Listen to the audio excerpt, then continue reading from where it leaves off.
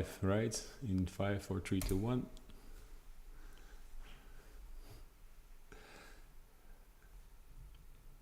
Hey, hello everybody. This is the Avado party taking off here. So it seems we're already quite a bit delayed here for the merge itself. So on the top you can see the Bordel WTF site, which is now predicting the merge to happen at 6:12 UTC. So that gives us still about an hour and a little bit more to wait for the merge.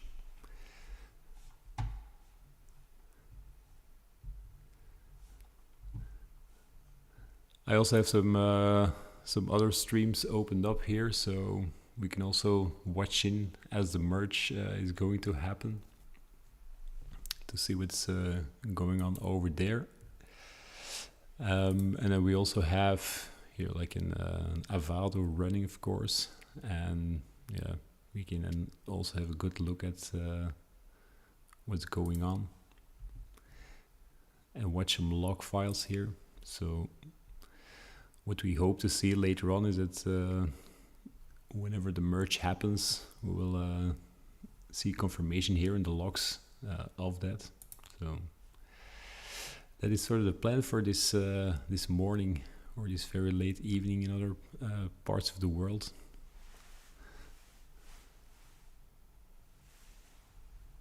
No? You do see the Avado screen or not?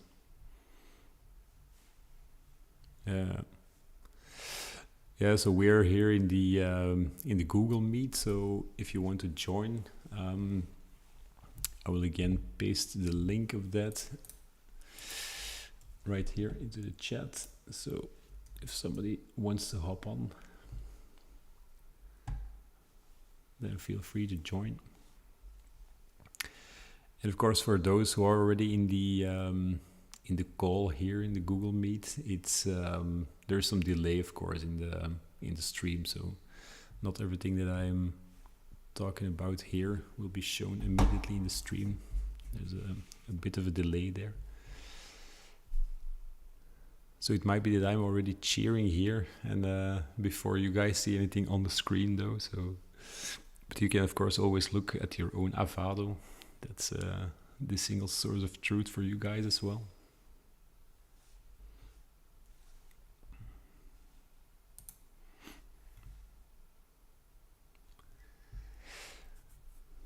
Right, so does anybody have like some ideas to show here on the stream? I mean, we can talk about on different topics here as well. We see here Coach B also joining the stream.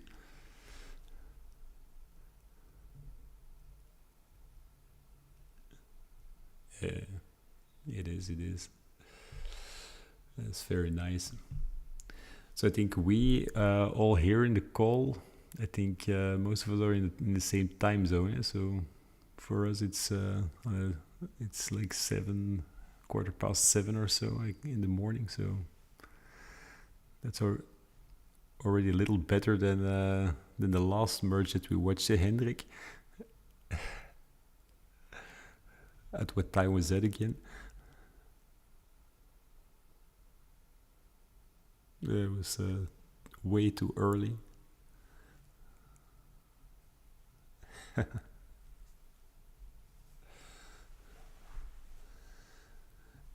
Yeah, so the tradition also said that we need to have a beer when the merge happens, but that's like at this hour. That's maybe a little exaggerated, but we'll see. Yeah, we'll see. I'll also keep it nice and simple with my water for the time being. So the point is, if we have to start to put down a toast at the projected hour, then we wait until the actual merge. Then maybe our condition wouldn't be very good to to do a live stream anymore, I'm afraid.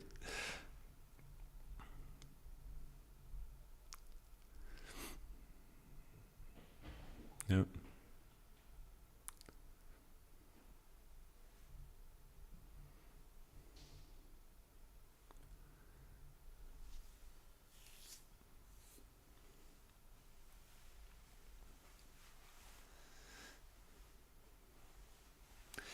Yeah, so what's and I don't know if anybody has the explanation there. What is the sort of the difference between the projected terminal total difficulty, where they say it's expected around 612 UTC right now, versus the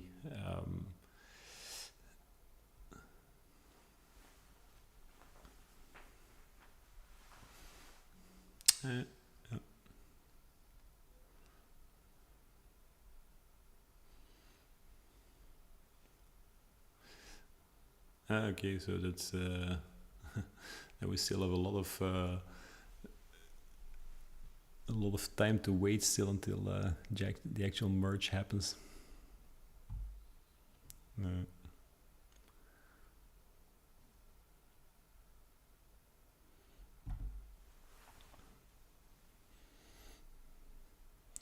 Can you maybe type the are you also on the or maybe in the maybe type it in the Ethereum staking channel on Telegram, so then I'll pull up those links over there.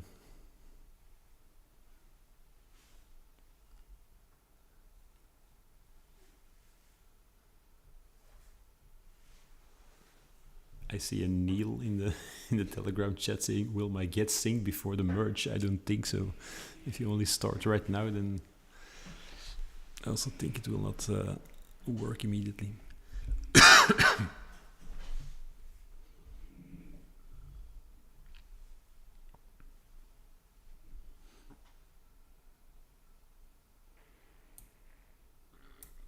No.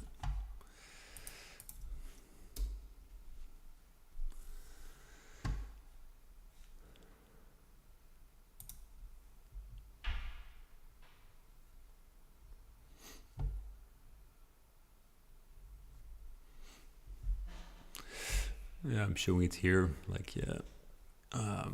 Maybe I can try to share my screen even here. Let's give that a try.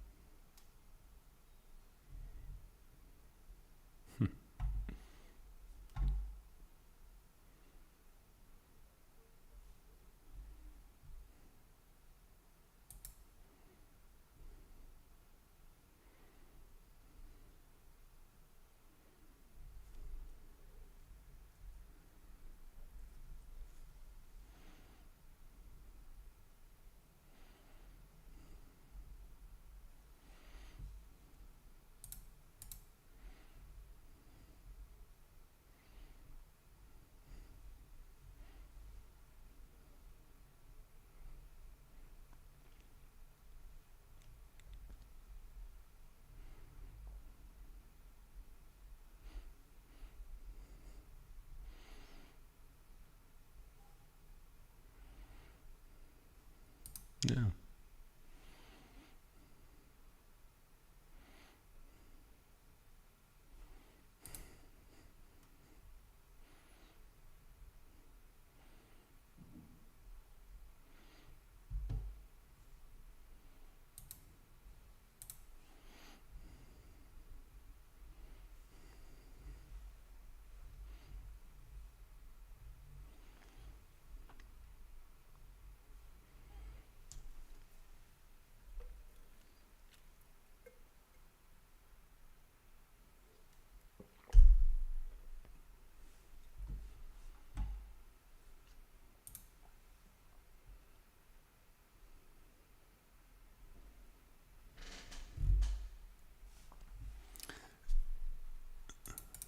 Yeah. Oh.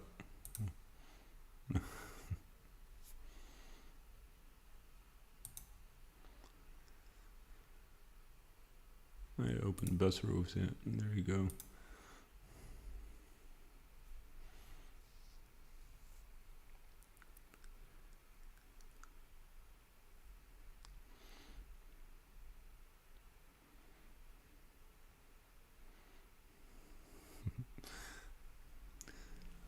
So people buy a more expensive ticket, and then those with the cheaper ticket need to get off again.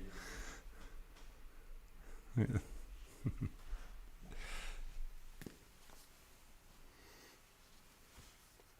It's true. I also see a ledger there on the sidewalk.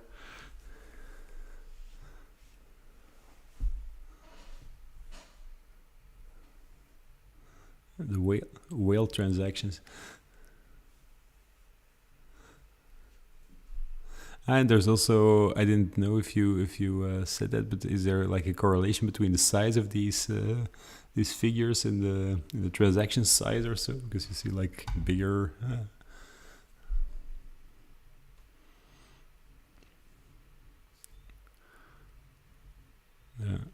Yeah, which makes sense.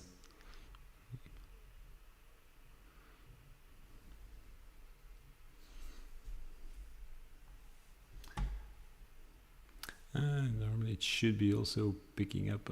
Wait, let me see.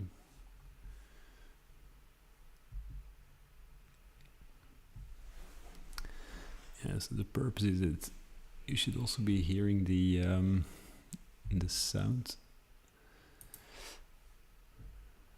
of the meetup call. Wait.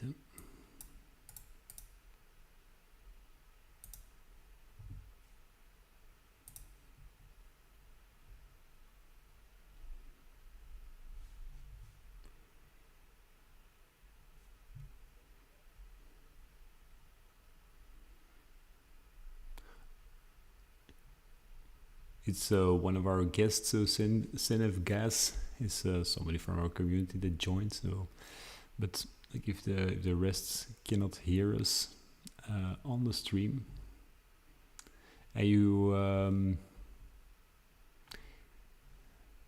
so you also okay, I can also see that indeed my desktop is not broadcasting this sound yet. Let me try to fix that. Because if you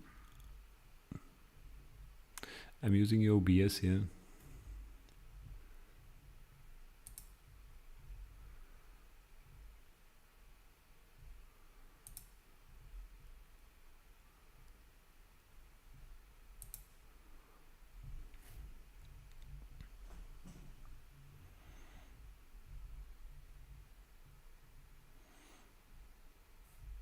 Maybe so the question for in the chat is if besides me, can you also hear the other guests on the call, or can you only hear my voice?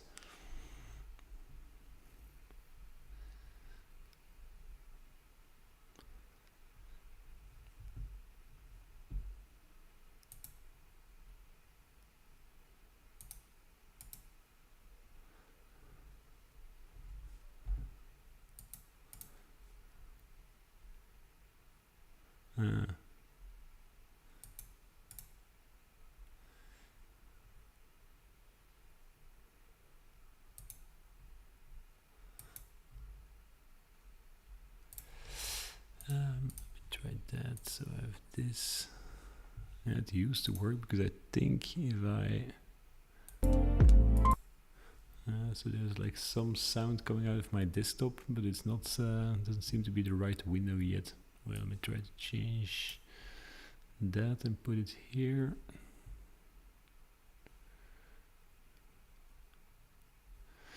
Maybe I need to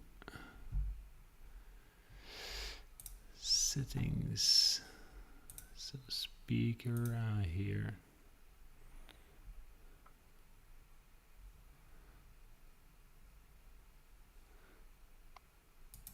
So that's this. Jos, can you say something? Yes, test. Can anybody hear me? I think people will hear you. Now the only problem is that I don't hear you guys anymore. Oh.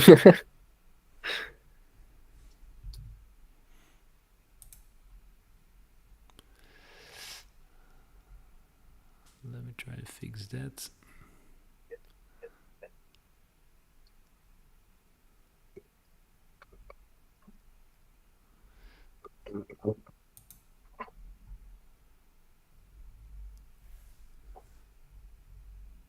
So that is already correct.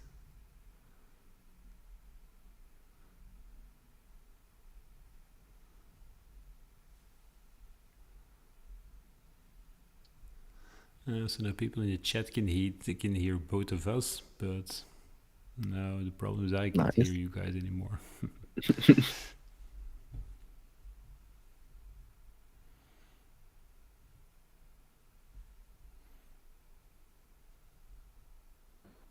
Maybe it's because we're not saying anything.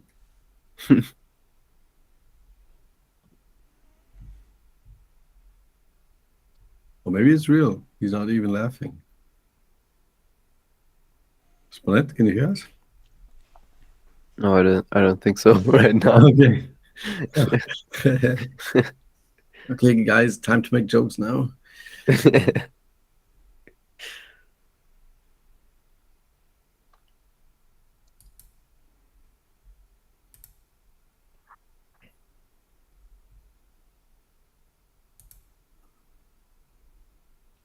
Hello. Hello. Berit, can you say something? Yeah, I'm saying something. Can you hear me? I don't hear you yet.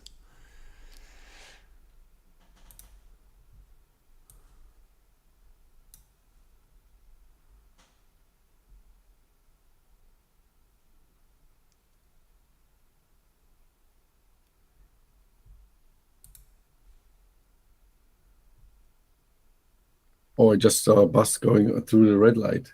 That's not good. What's happening? I'm still watching the transaction street. It's really fun. I could watch this all day. This could be on my screen. Another one. I think there's something wrong in my screen. Yeah, there was something wrong. I also spent a lot of time on this website before, especially in late DeFi summer. I remember when this was still Bitcoin and Ethereum next to each other. Oh, yeah. You can probably do that. Or I know you can only switch now. Yeah. Bitcoin is not so interesting. It's Yeah. you really have to do that once and look at Bitcoin, and then there's like 1, 2. You can count them. Yeah. 5, 6. There's big one, 7.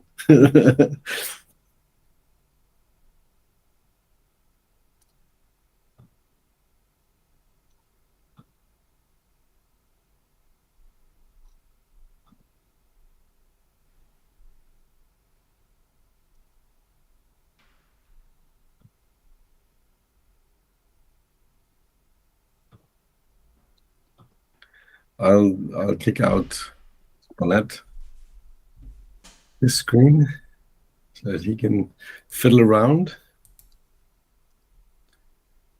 And here is let's go back to Ethereum.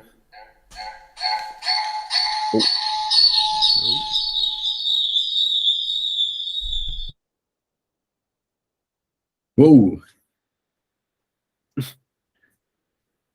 We can. Are you saying something, Spinette? I'm now. No.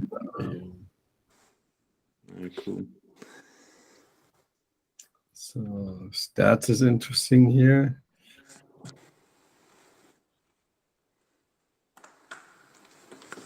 So here's the block number is 7083 rat. And then if maybe I should be sharing differently, because if I switch, let me do this. I'll present a window, or maybe that's better. I can also remove this meat, not this one, but this one from the stream. Oh, yeah. So here we are again. So now people can hear us, or? Yeah, so I can hear you guys at least. Okay. So we're at 642 now. If I look at the current hash rate, 642.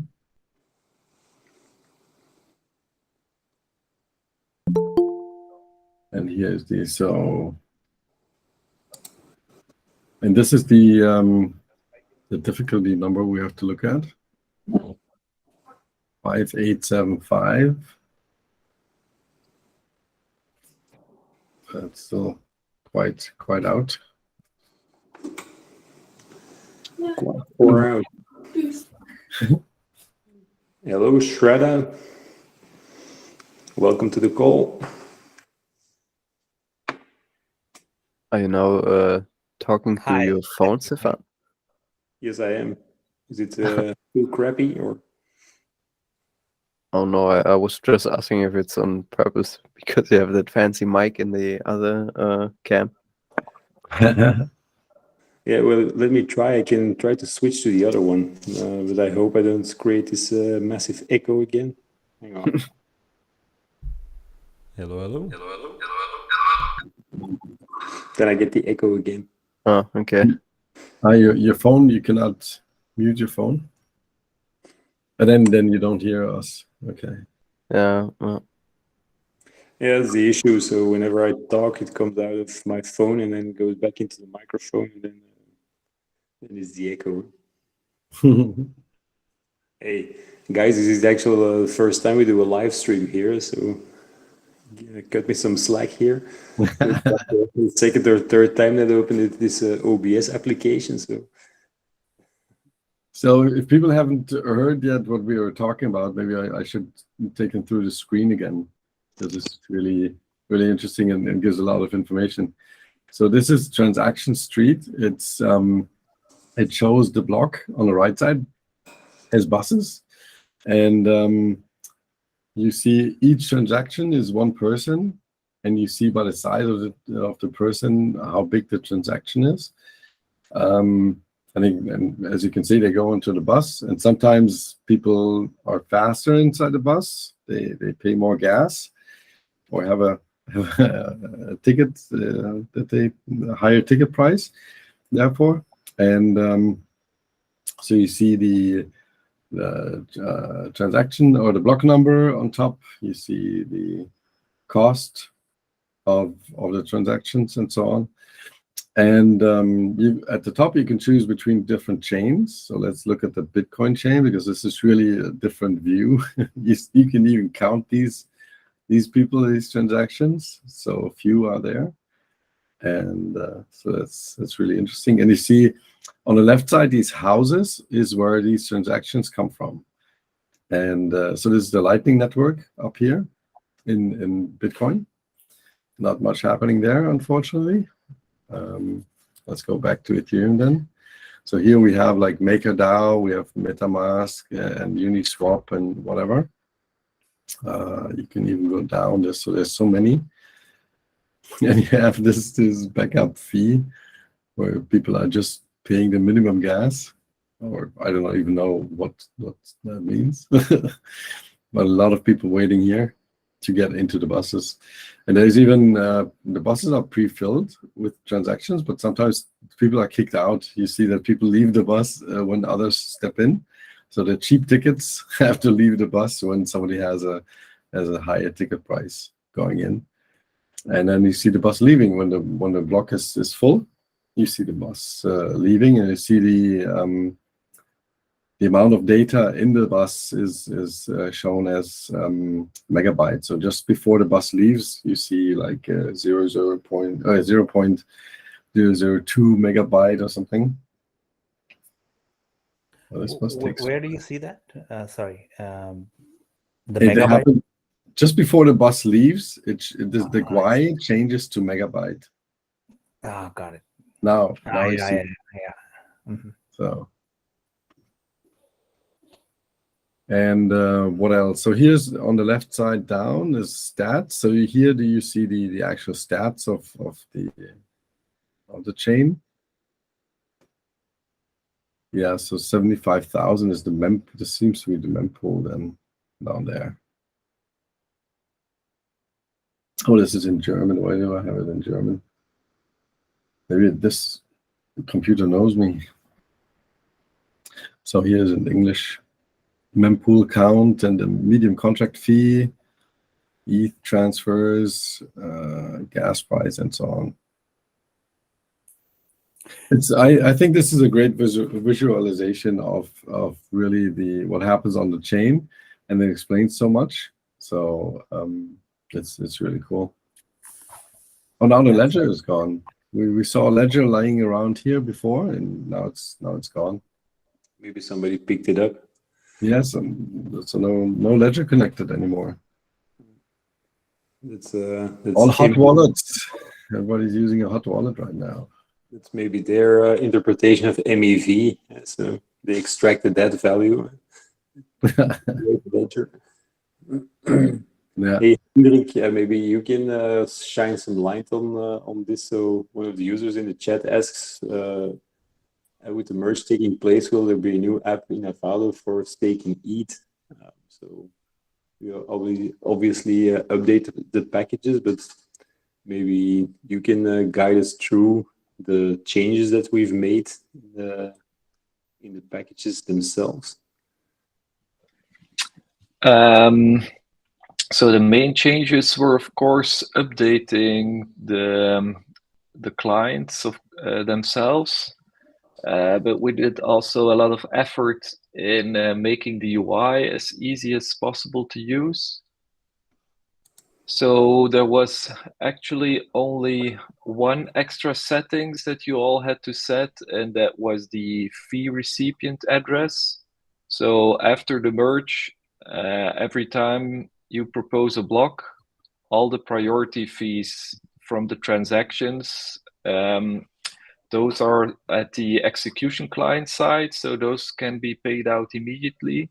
And so those go to the fee recipient address you add to the new settings page. The execution client and the consensus client also needed a secure connection. So there was a need for a JWT token, but all of this was automated in the Avado packages. So as soon as you did the update, the token creation and setup is done automatically. The only special case is for the Rocket Pool users. So there it gets a little bit more complex, because it's possible that you are solo staking, like most Avado users, and also running a Rocket Pool. So there it's possible that, well, if you do that, you need different fee recipient addresses. So for Rocket Pool, you join the smoothing pool. So the fee recipient address has to be the address of the smoothing pool. But all of that was also automated in the Avado packages. So you just click the buttons, and then if you check the validators list or on Teku or on Prism, you will see that not all the validators will have the same fee recipient address if you mix Rocket Pool and solo staking. So I don't know if you guys can see my screen here that I'm sharing, the Teku settings screen. Yes. So that is one of the changes that we did here, so that you can just sit now in this recipient address. It's also worth mentioning, so now you still see the execution layer endpoints, but so in 2 hours, those settings will no longer be used. So in one of the next Avado releases, that part will be removed. And so that will also be done through an update of the package and later on by us for removing that, since it's not relevant anymore, I assume. Yeah, it will only lead to confusion if you leave it there. And then also worth mentioning is the checkbox near the bottom of your screen. So we also added MEV boost support. so that you also get access to extra revenue by optimizing or outsourcing block composition to expert block builders. So just install the MEV boost package and enable the option, and then block production. If you are lucky to propose a block, you will get a block with more priority fees. Henrik, one question regarding that MEV boost. So right now it comes with the default relay. The Yes, what is this? So it's Flashbot. Flashbot relay. Looks like there are two other relays that were blocks Yes. route and one more. How do you Yeah. add additional relays? The simplest way is to just replace the one that's there, or you just can add a comma and make a list. But then I'm not sure what exactly will happen. So how MEV Boost will pick which one you put there.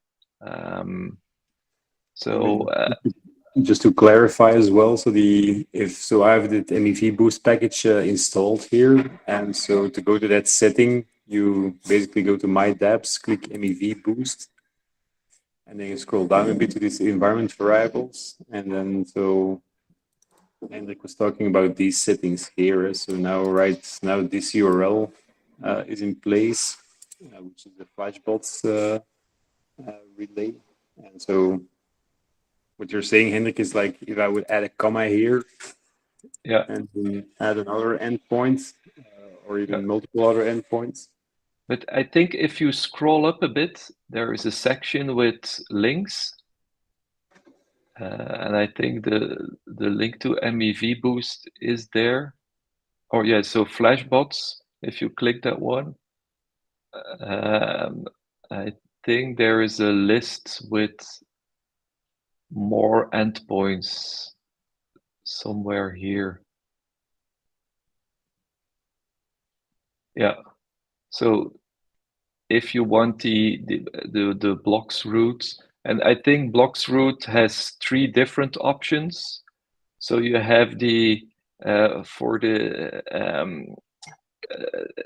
people that think the US will apply sanctions in the US, you have the OFAC endpoint, and then you have the ethical endpoint, I think, and then you have the maximum revenue endpoint that also does this sandwiching and things that are, depending on your ethical compass, you pick different options there.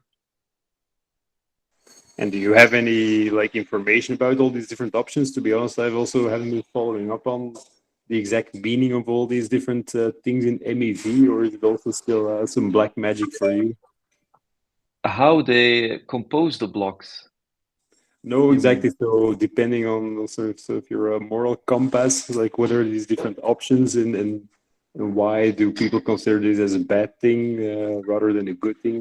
Well, I think censoring Ethereum is a bad thing. So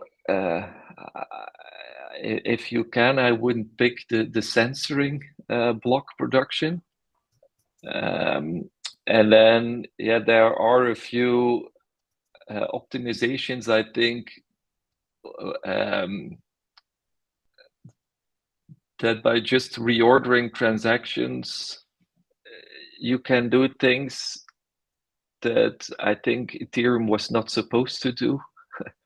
And so, yeah, it's a spectrum.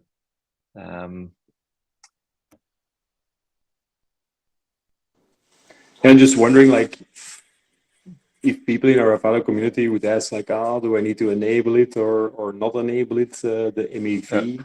So there's indeed different settings. So I can see that people, if they choose to enable it, they might not want to check maybe the censored pool. But other than that, so really the difference between enabling MEV overall or not enabling MEV overall. What's sort of the difference there? So if you don't enable MEV boost, you will just so you will not have an optimized block that you propose. So you will just propose a block with the highest priority fees, I think. But so the MEV builders monitor a lot and have extra ways to optimize the total value of blocks. So that's just the thing. Yeah, I see. And maybe for clarity's sake, maybe we should also explain how, sort of what changes after the merge, because I think we're all pretty deep into this whole topic, but maybe people on the stream don't really know what will change once the merge comes along. And so, yeah, what happens, for example, with these fees that go to the special address that I need to set in? Is that something that you can maybe shed a light on as well? So at this point, miners are paid to propose blocks, and they get, I don't know, is it 2 Ether per block they get? So that's a lot of money the Ethereum network has to pay for its security. And so after the merge, the miners are gone, and it's just the beacon chain that adds block to the blockchain. And so that's what the validators are doing. So there's still some there's randomness picking the next validator. And so if your validator is picked, you propose the next block on the beacon chain. So up till now, the beacon chain was actually always adding empty blocks. So there's there was this blockchain, but what will happen after the merge is that the execution client will really do the Ethereum transactions, and those are added to the blocks that now the beacon chain adds to the blockchain. And so each block has transactions, and those pay the base fee. So the base fee is burned, and there is also extra fees. So to get in front of other people on the bus, so you pay a more expensive ticket. And so that priority fee goes to the block proposer. And the block proposers will soon be us instead of the miners. Yeah, so that's the thing that's supposedly going to happen at the time of the merge. Yeah, so we become the bus drivers. Yeah, indeed. Yeah, that's true.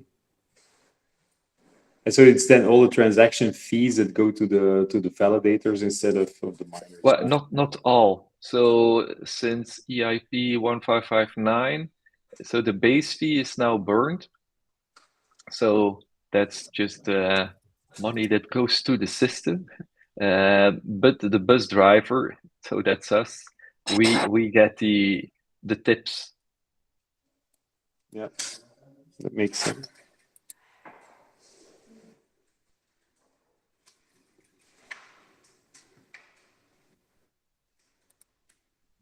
All right, let's have a look again here at our predictions. We're at 633, so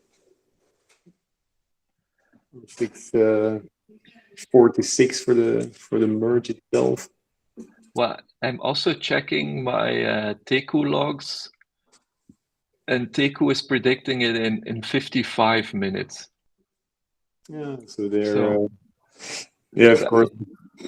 Is there a website with the current hash rate? With the current hash rate. It's on here. So it was 850 or something yesterday, I think. So it already dropped.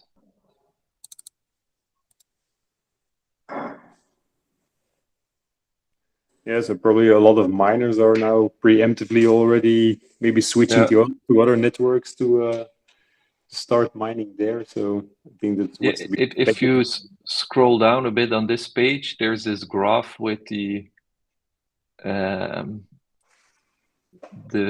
hash rate history. One lower, I think.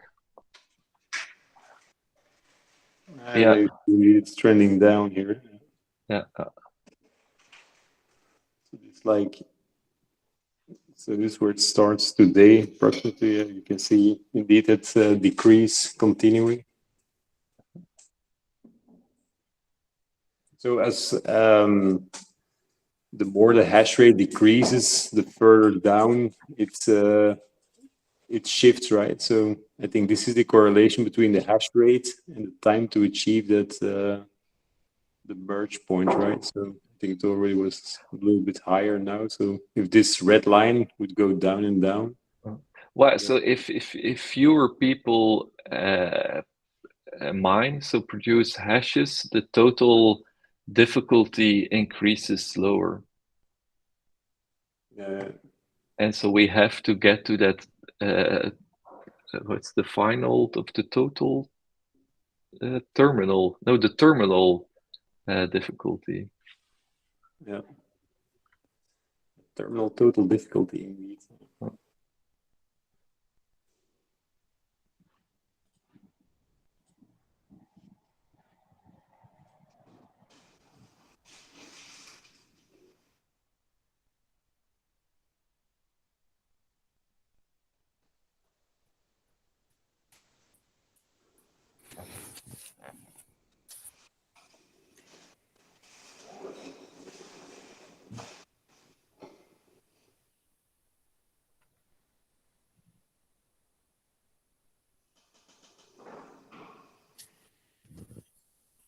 So anybody on the call here has another like interesting screen to share, website to view, some other side information about the merge? Well, just some side information regarding MEV.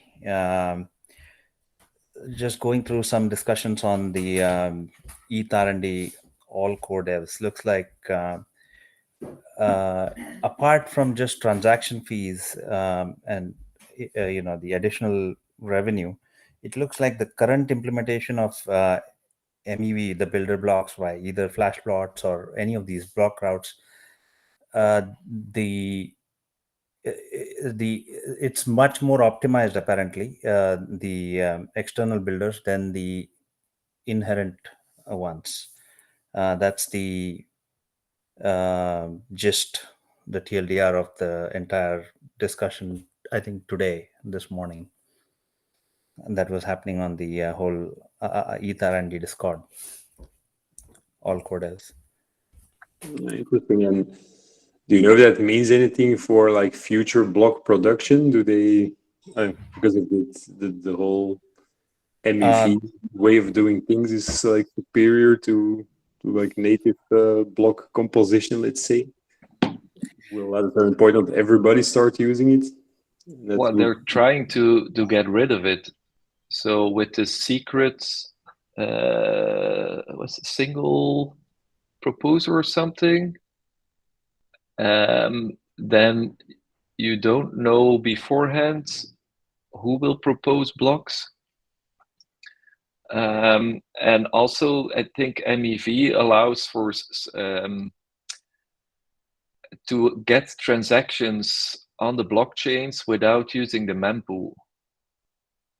So people just pay to get in without announcing it publicly. So that's a way that can use today, but that shouldn't be there, I think. Because it's also so like if you participate in MEV and you connect yourself to that Flashbots pool, for example, do you actually see what's sort of in that specific mempool? Because I'm just imagining a situation where everybody would switch to one MEV pool. is then there still any benefits, or is it only beneficial if like a part of the people are in that MEV pool, and then like another group, let's say 50-50, is in the public? Well, when you use Flashbots, you don't know exactly what Flashbots is doing, so you have to trust Flashbots. So it's a centralization factor. So I didn't realize that. So they are really doing the block building for you, and then they're just like proposing that fully composed block to you to sign it off. Yeah. The simple version maybe of the story, but. Yeah.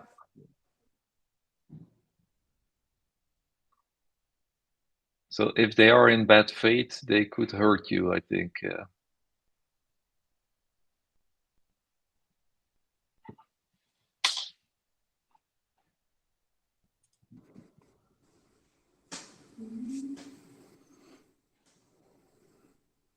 And so what is it? So the MEV package on the Avado, what exactly does that then? Is it just acting as a relay between your validating node and that's like sort of the pre-assembled blocks that you get served, or? Yeah, so it just connects your beacon chain and validator client to the block proposer block builder. Yeah. Yeah.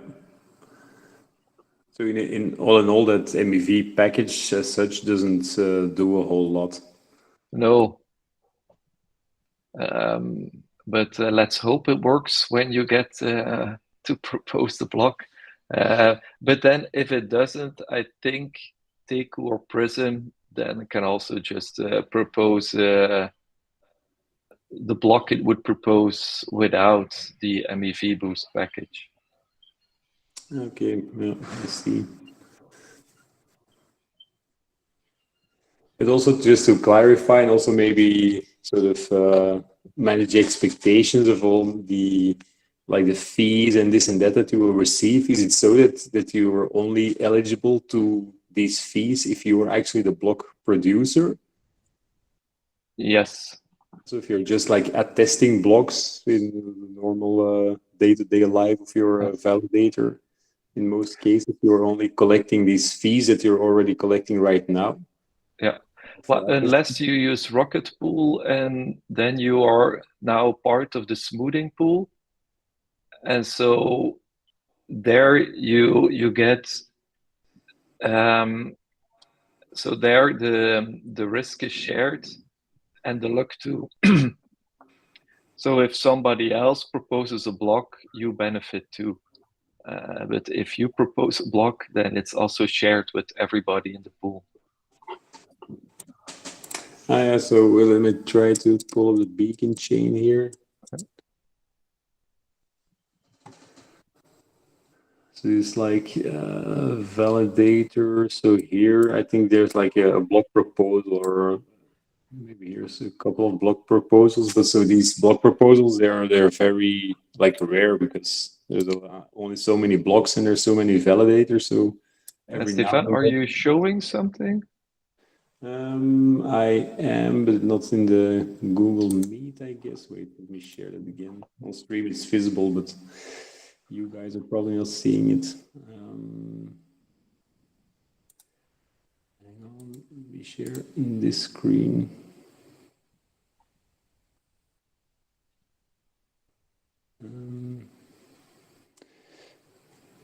Oh, wait, let me do that differently. Hang on. I'll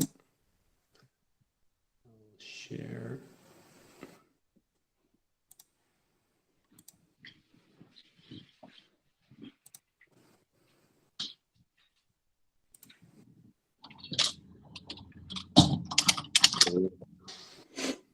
Okay, so now you can see my screen. Also put it up.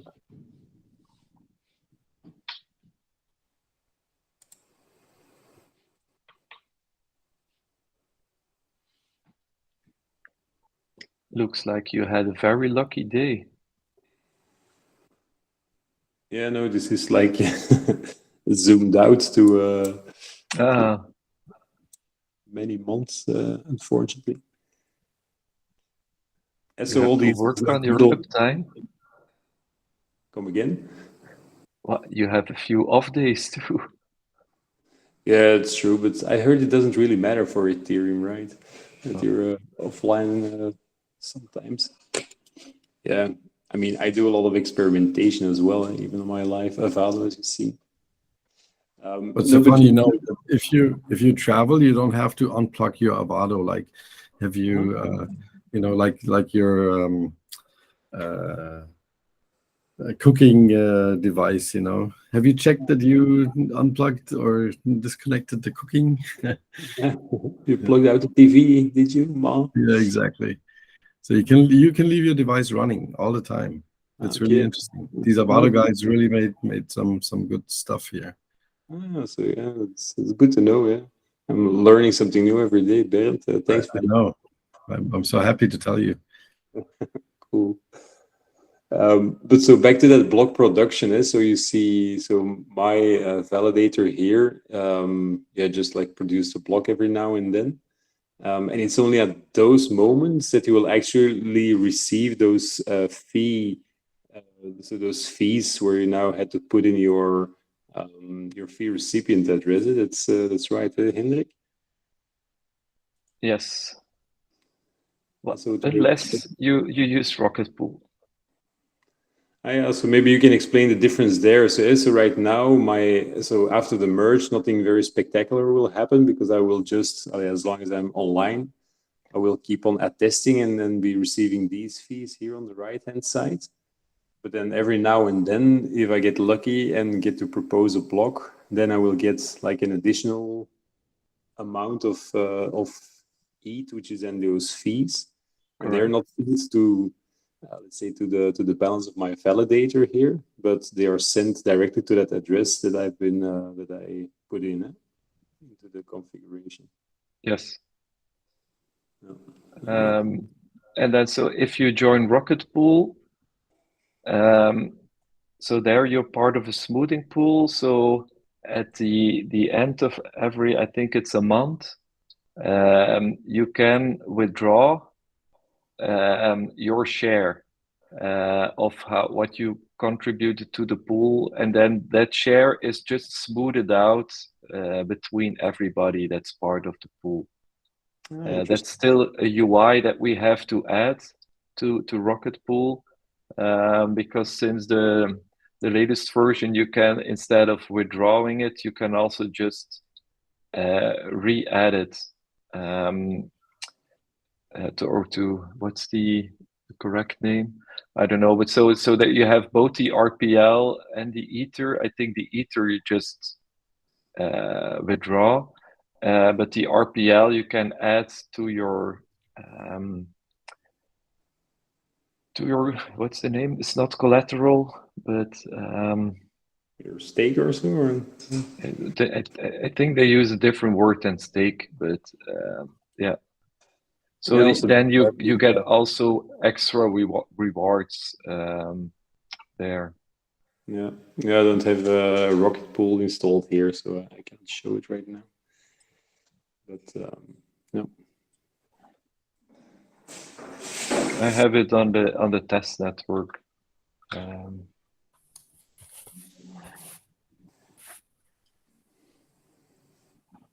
Just one more question for you guys.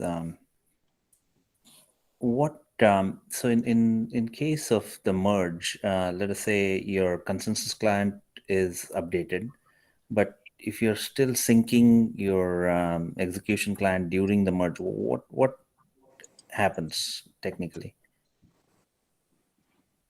So the consensus client will keep on attesting, I think, or it will pause until the execution client is in sync. And so when they are looking for, let's say, a certain participation level, 98, 95, 96, whatever that is, network participation, are they really looking for both the consensus and the execution together have to be Well, at whatever. they'll only look at the beacon chain now because the blocks from the execution client are embedded in the blocks of the beacon chain.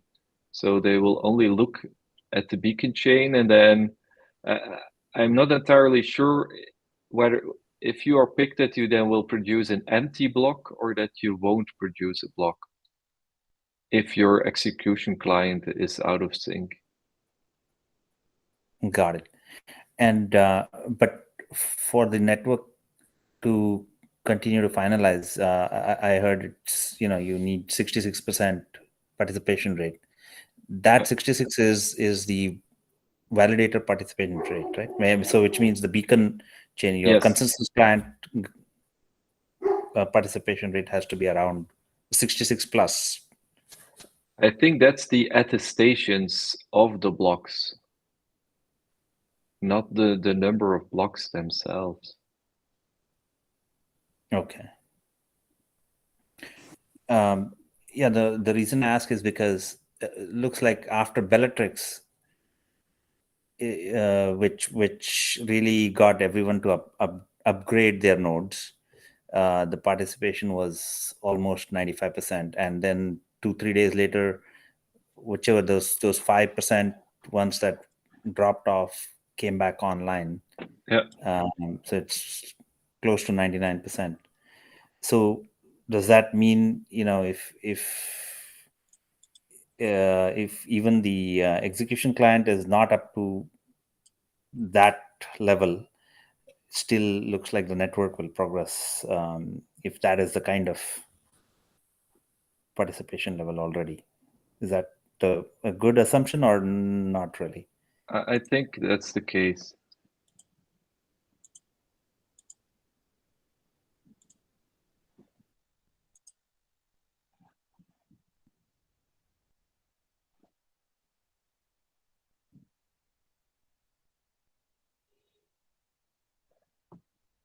Yeah, there's a lot of parameters. So there's the proposed blocks, but then per epoch, then you also can get justified and finalized. It all has different meanings, so we'll get used to the new terminology eventually.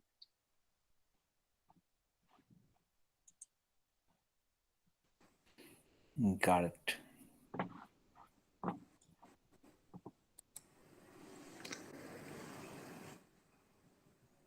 So looking again at the website, so we're currently at 34 minutes left before reaching our target to do the merge.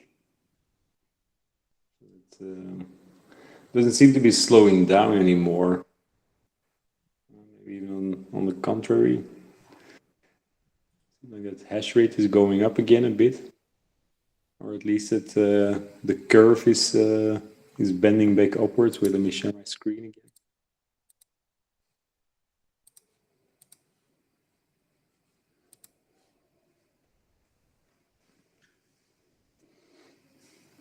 So here you can see that there's that sort of decrease in hash rate seems to have stopped, right?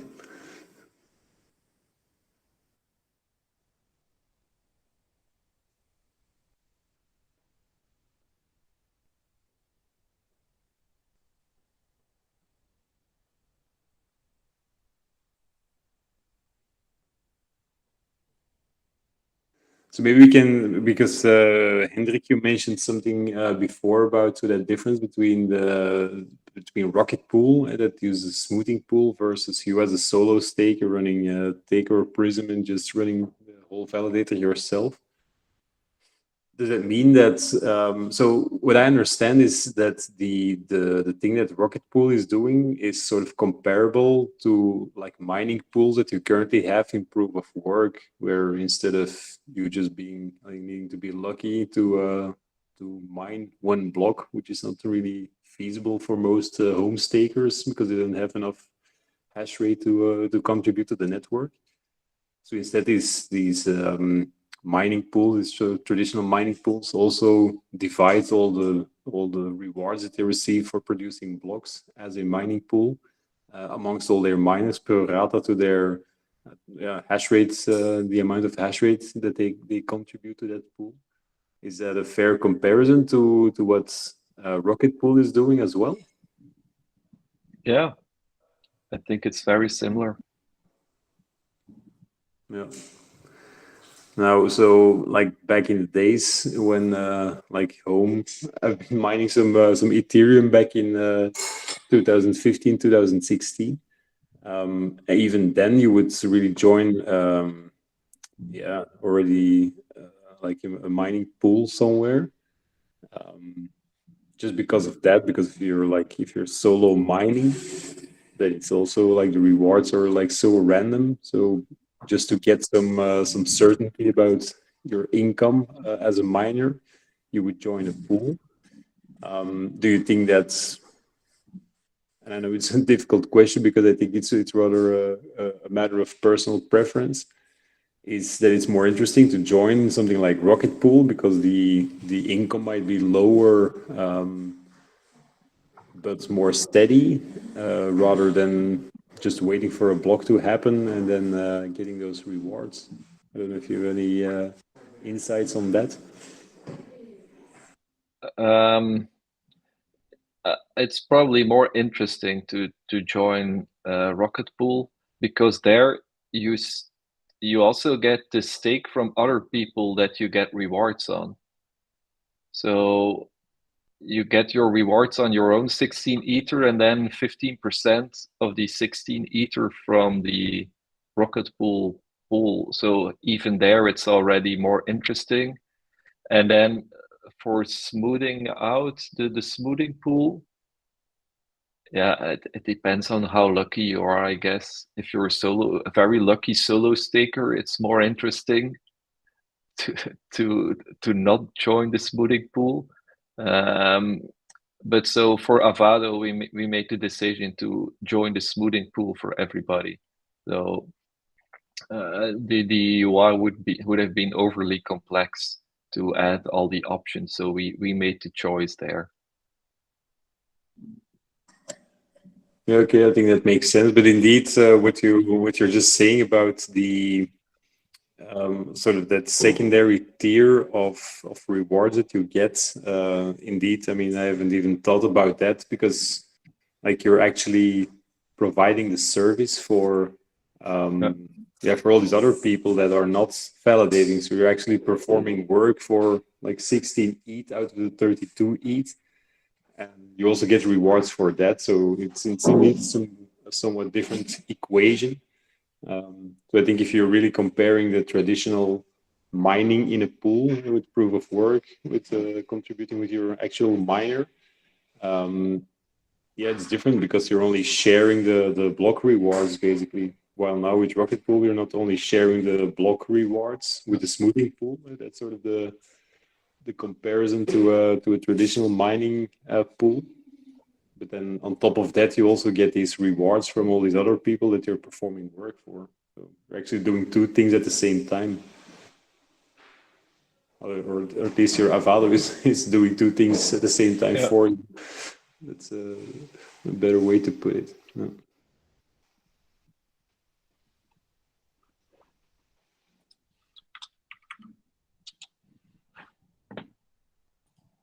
It all quickly gets rather complex, and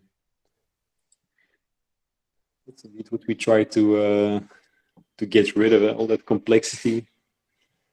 I think that's also the reason why we choose to already pre-select some of these defaults, because otherwise, as you just said, Hendrik, if you would be putting all these parameters in these configuration screens, and you would be back at square one with regards to complexity of running in a validator yourself. Yeah, but there's at Rocket Pool, they're also looking into more improvements. So now you need 16 ETH. They're looking to lower that to 8 or 4. So that way you could earn even more for running Rocket Pool on Avado in the future. Sorry, can you come again? What is the change for people that run Rocket Pool on Avado in the future? So in the future, so now if you want to create a mini pool on Rocket Pool, you need 16 Ether, and then 16 Ether from other people is added to that to have a full validator. So they're now looking into setting up mini pools with less Ether, so with 8 or 4. But then you will need more RPL as collateral. But it will be cheaper to set up more mini pools or nodes. And would that make any difference? I don't know if you have the answer, but like to the profitability, like some people say, since you're doing work for other people as well, so if you have 32 ETH, that it might be even more profitable to set up 2 Rocket Pool mini pools instead of running one full validator yourself, and because you also collect these fees. Would that change anything if you run, let's say, like 4, 8 ETH mini pools? Well, money-wise, you would earn more, but it's never only about the money. So there's a little bit more risk. So you have the smart contract risk of anything being wrong with Rocket Pool contracts.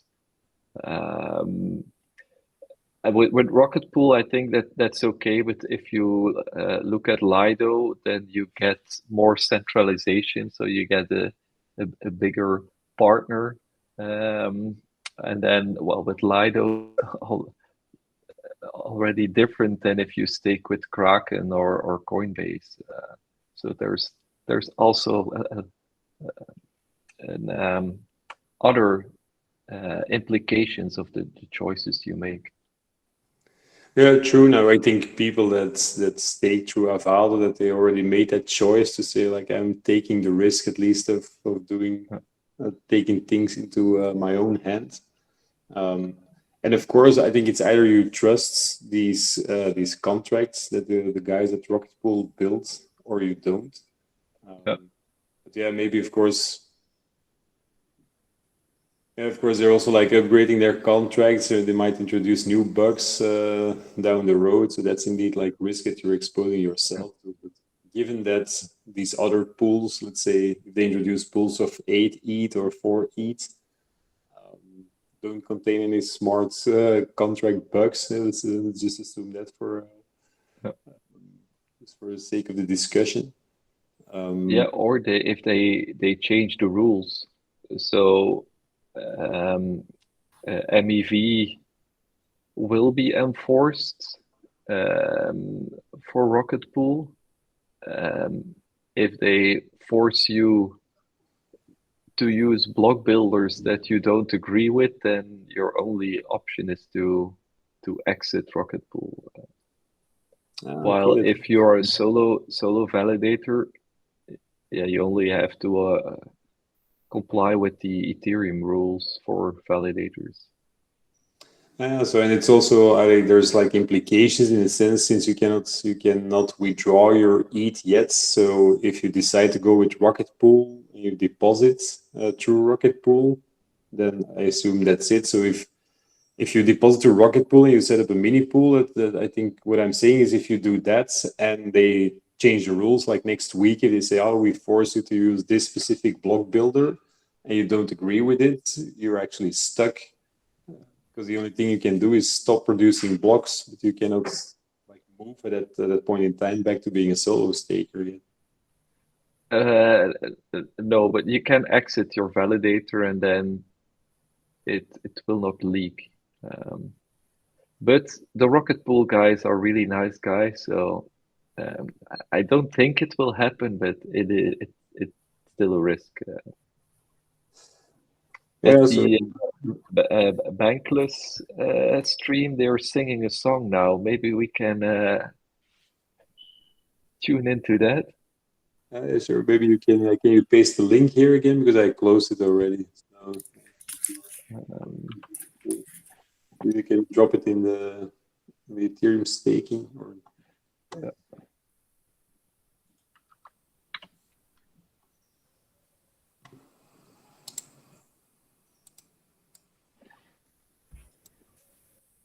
I see there's also a link to the POAP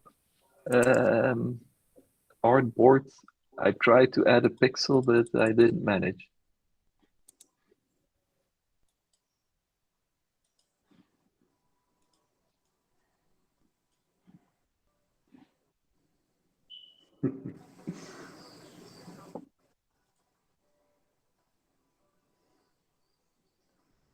I don't know if you can, if people in the stream can actually hear the audio of it.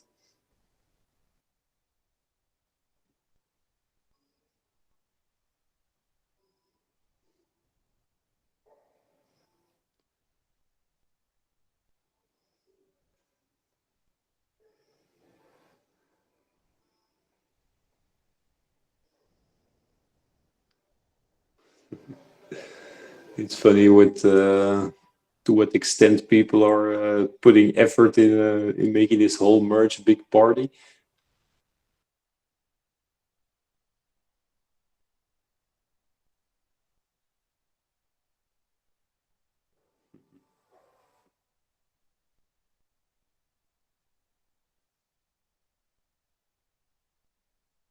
With the mandatory pandas, of course.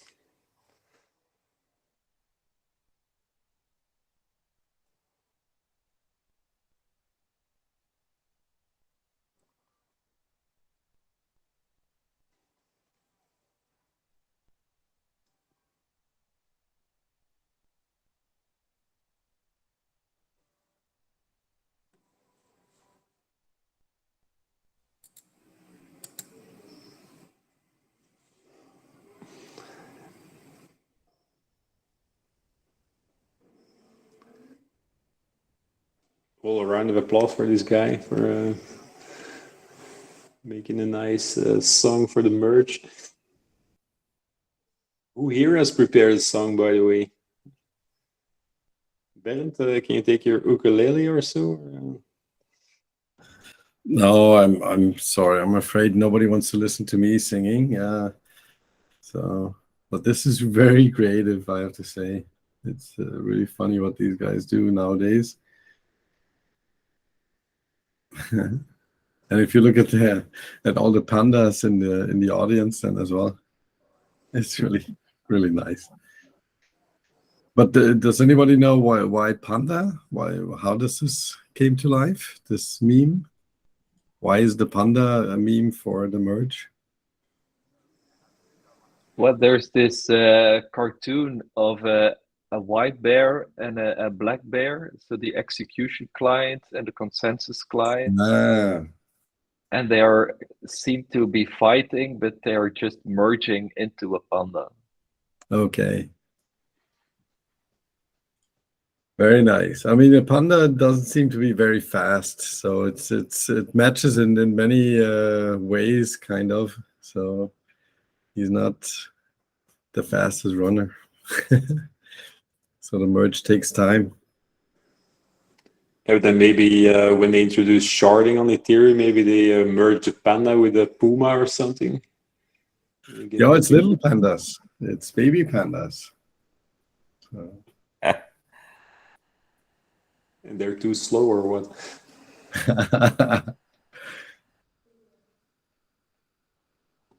No, I was more about branching out, thinking about that. But yes, you're right. Maybe the panda then shouldn't be the meme anymore. Should be faster.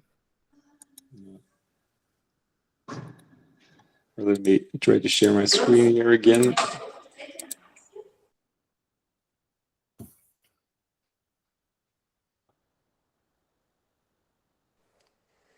So maybe, I don't know if Hendrik, if you can answer that question. So when we go into the merge, we have like 20 minutes or so left, if everything goes right.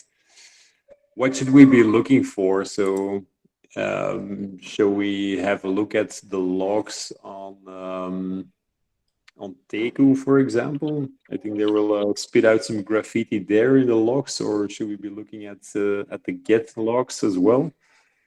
What's our best? Yeah, I think both should say something. So we went through this with the test network. I think the beacon chain client, so Take or Prism, will print a lot of pandas in the log. And then I think the execution client will say like, oh, also switching, and start listening to the beacon chain for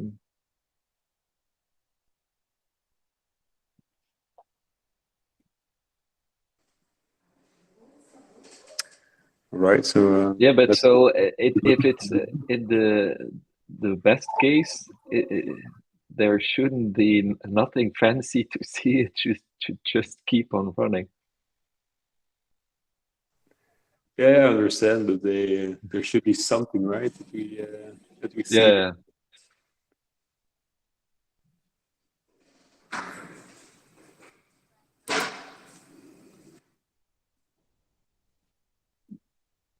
But we didn't add any Easter eggs to animate the merge event. They did or did not? We did not. Okay, we did not. Maybe for the next one of the next hard forks, we could like introduce some I don't know, some confetti or so going down the screen. I think we already have plenty of work keeping up with all the changes here and testing out if everything works. So let's say it's quite low on the priority list at the moment.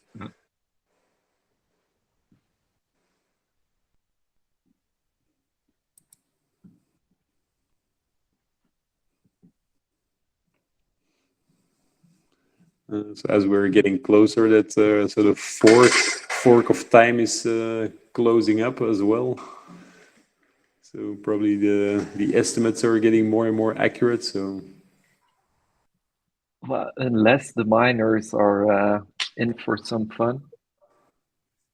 Yeah, but then they should hurry up. They only have like 15 minutes or so left to pull off whatever trick they have up their sleeves. Yeah. But so what could happen? So if a sort of a coordinated action of miners would now be, oh, let's turn everything off, then it will just be delayed some more, probably. Yeah, it would just be delayed more, but some people will keep on mining, so we'll get there eventually. Of course. And if the hash rate drops, yeah, but it's the total difficulty, so it will take longer. But we're so close that it doesn't really matter anymore, I think. Yeah, I think if there would be really a sort of a coordinated attack set up, they should have already started or executed it. Yeah, and then the few miners that do still run will earn a lot of ether in at the last moment. Yeah, so how many blocks left? It's like jumping in a pool. Like if you're with a couple of people next to the sideline of a pool, like, we'll all jump there, right? And you see how many people actually jump into the pool if you do the countdown. Probably something that's happening now with these miners. So what was your question? Sorry, Hendrik, I thought you had a question with regards to blocks or so. No, I think we should also be grateful to the miners for bringing us this far. It's not that they're evil or something. It's just their job is done. Yeah, indeed. Yeah. Has anybody been following up on sort of like what all these miners are planning to do? Their only avenue is to go to some other proof of work chains like Ethereum Classic or any of the others. Maybe heard some. That's the most likely, in my opinion, is that they. They have all the material, and I think the difficulty on Ethereum Classic is lower, so they might even have older material that they can use, older hardware. So could be interesting for them to start mining or continue mining then on Ethereum Classic. I mean, there will be a fork. I mean, there's probably no question about that, and therefore there will be the proof of work Ethereum chain. They will continue mining on that. The question is, how's it used? How's the hash rate? And will it maybe it merges into an Ethereum Classic at one point, or just stops working on that side? So, yeah. Yeah, sort of the same thing happened back when Ethereum Classic was created as a consequence of the DAO hard fork. Yeah, I remember that time. That was interesting. I was at the Ethereum Foundation at that time, and we discussed what happens if somebody forks, or right after the fork. It was a question of, will this currency even survive, or will it be used? And then the first exchange that started offering was Poloniex, and that was actually the birth of Ethereum Classic. Because if there's no real exchange available to use the currency, then it probably would have died straight away. But it's really amazing how far it still is, and that it's still around. Has its own community, and yeah, I think it's a fair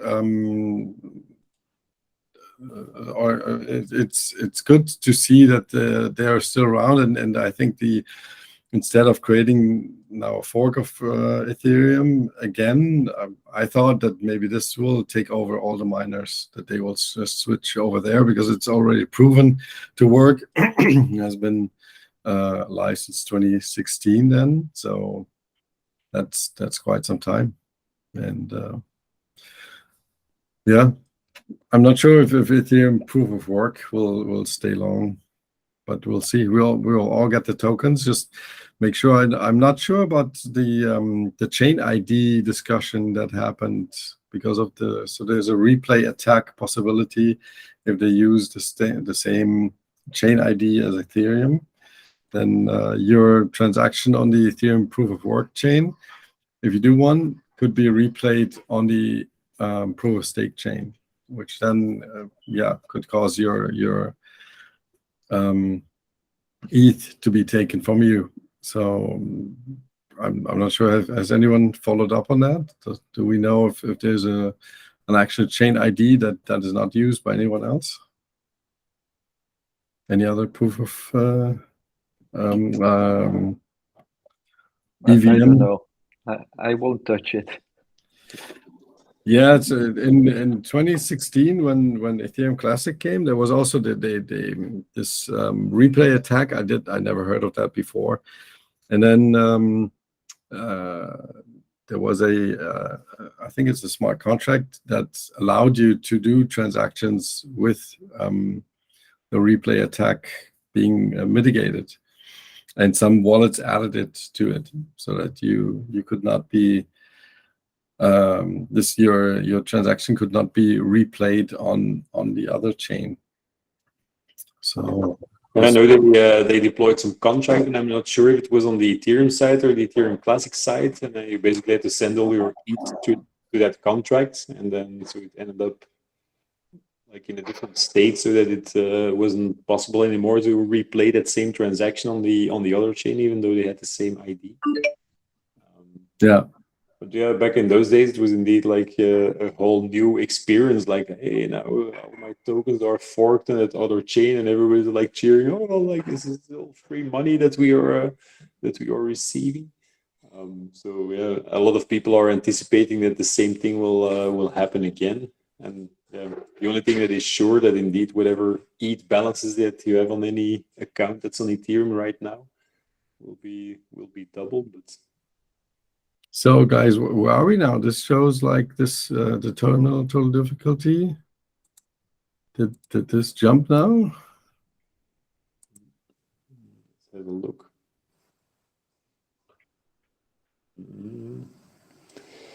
Let's see if there's anything to be seen here already. So here in the Teku logs, so it says 11 minutes, Mhm. or 9 minutes even. So the minutes are going up and down.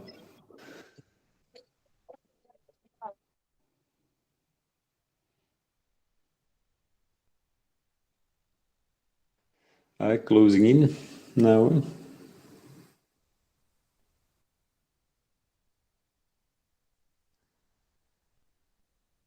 Also, if you look at how long this point in time has been anticipated, I can also imagine that a lot of people that put a lot of work in this whole merge are there. So will be a very big relief if that point is finally passed. I mean, we're not there yet, of course, but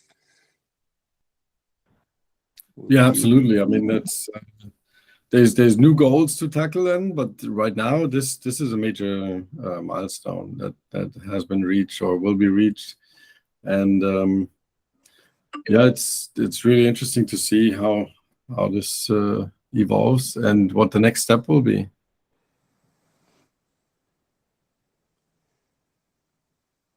So here is the upgrade is now live on the Ethereum mainnet. I'm not sure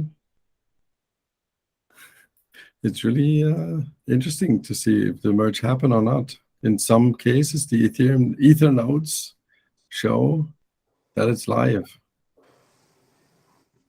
where do you see that currently? ethernodes.org/merge.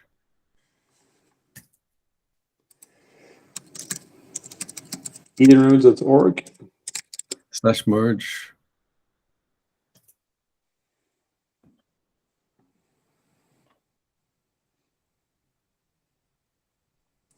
Maybe they based their front end on the previous estimates. I don't know.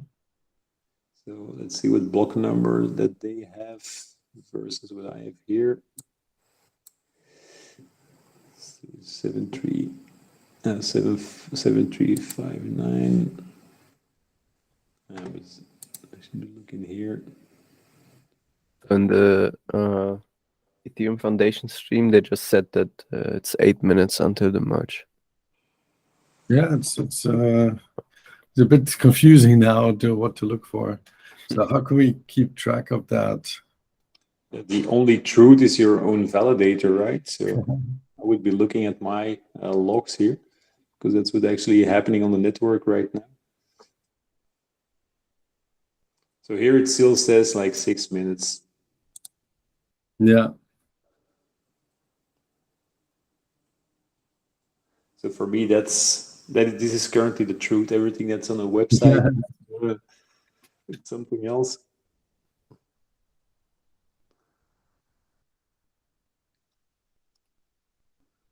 At least my block rewards will be coming in through this validator here. So that's for me the only truth right now. I will start to have my breakfast here. Are you also already celebrating beforehand? No. That's your breakfast celebration. Mm-hmm.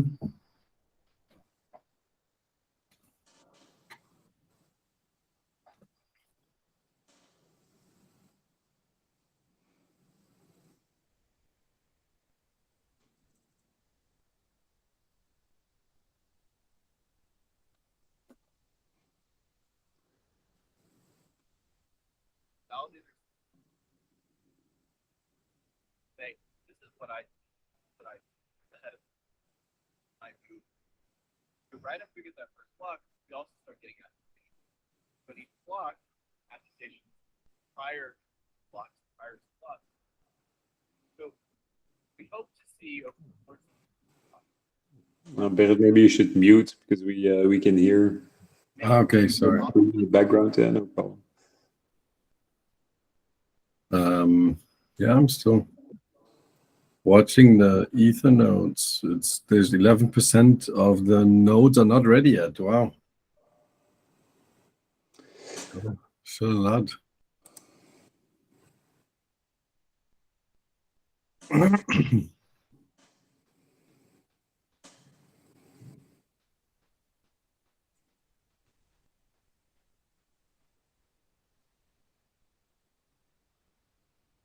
Yeah, but it still gives us 88% at already. So Yeah, no, always look on the positive side, but no, it's interesting that people are not updating their nodes.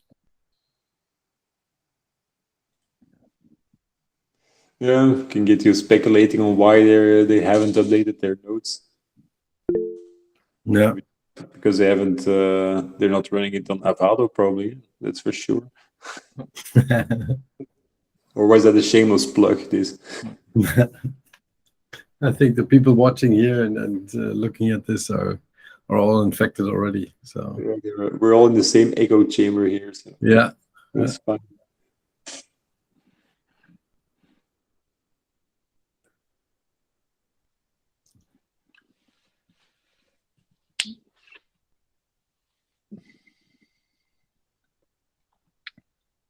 Three minutes. Mm-hmm. 2 minutes.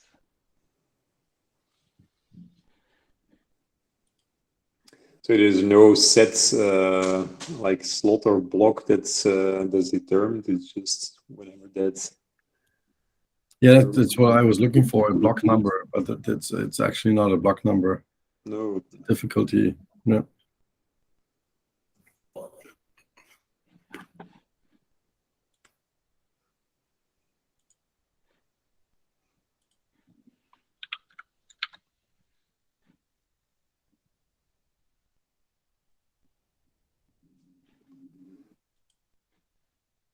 Yeah, so I don't have any like drum roll sounds or anything lined up. So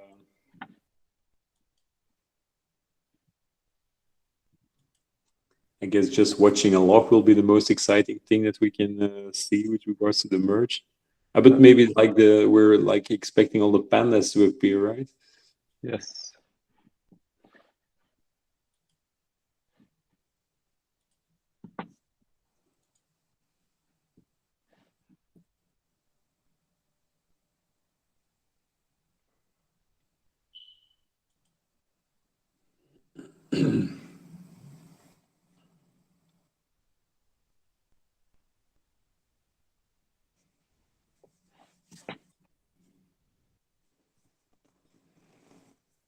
Interesting to see what will be happening now.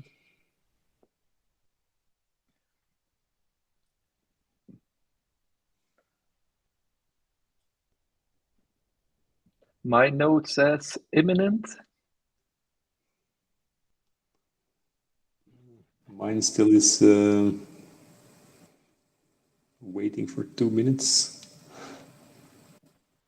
Yeah, it seems on the Ethereum broadcast, it's very, very close. Here it also says ETA imminent now. Yeah. Aha, look here. Whoa, the panda. Woo. Wow. Merge completed. Nice. So, but now it's interesting to see, like, Will there be a new block? The get log says leaving proof of work stage. Nice. Let's see here. Here indeed, left POW stage. There's like new blocks coming in, so Very like, nice. that means that the merge actually happened, right? It just happened. POS activated.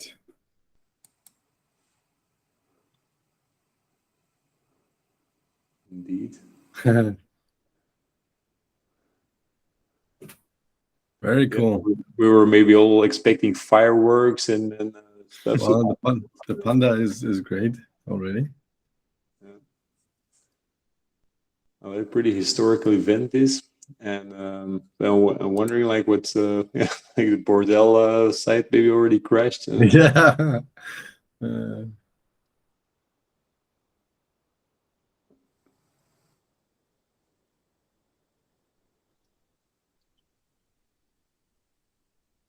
Yeah, it's funny because now there's no way to measure any hash rate anymore because it's like just over just from one moment to the other that just disappeared. Null pointer. Divide by 0. Yeah. So now the question is, do I open that Trappist or not? I think you should, Hendrik. Well, it's still early. Maybe let's wait for 15 minutes to see if we need to do an emergency build or not.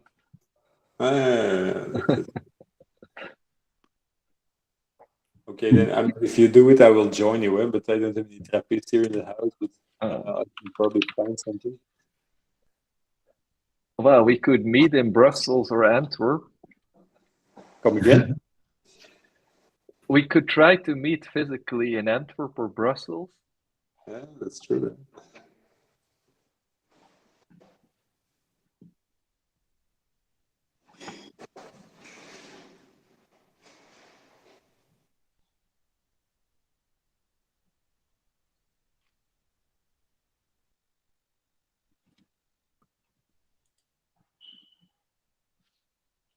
The ultrasound money website also has pandas now. Let's see what Twitter all says. Oh, they're like giving away 50,000 ETH. Yeah, nice.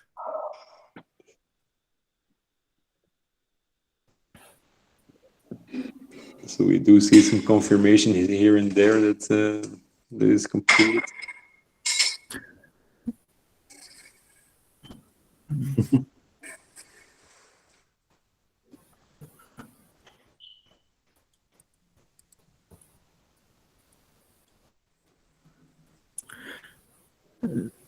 Looks like the participation was quite high. Just listening to the merge party from EF here. Yeah.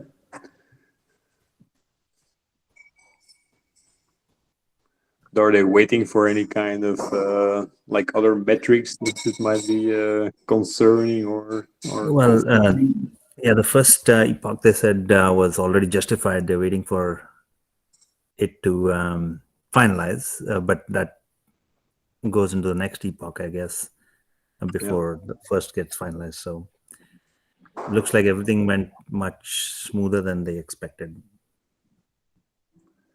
yeah, so so far. all the conspiracy theories of other communities trying to push back on it and so forth were didn't seem to have happened after all. But now let's hope our nodes are picked, right? Yeah, indeed, that would be nice. The community should tell us if there's one of us is picked. So whoever gets... Looks like they said 0 missed slots, huh? Nice. What were you saying with the missed slots? Come again? No, he said there was no missed slots in the first epoch in proof of stake. A very smooth transition, seems.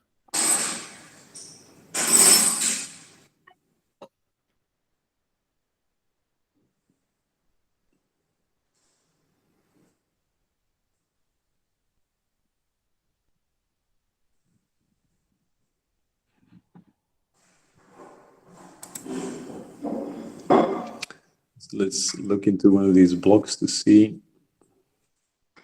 how they're visualizing it right now.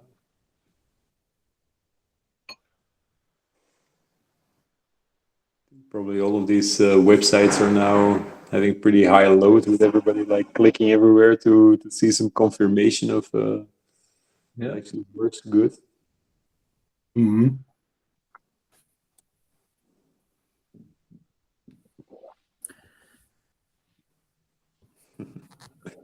That was to be expected, of course. We're at 100% block rate, apparently.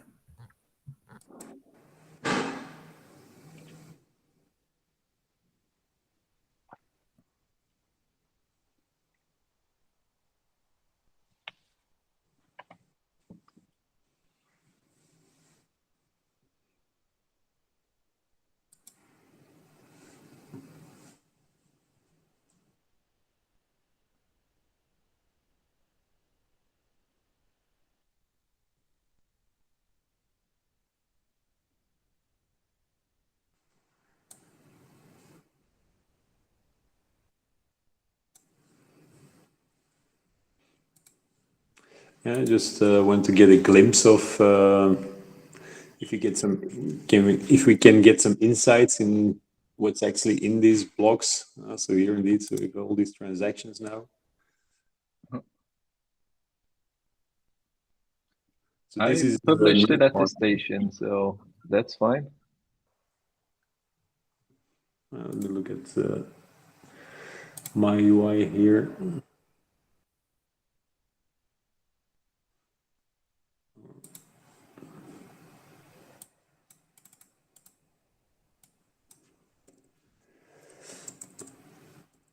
There's also like a validator that I'm running here.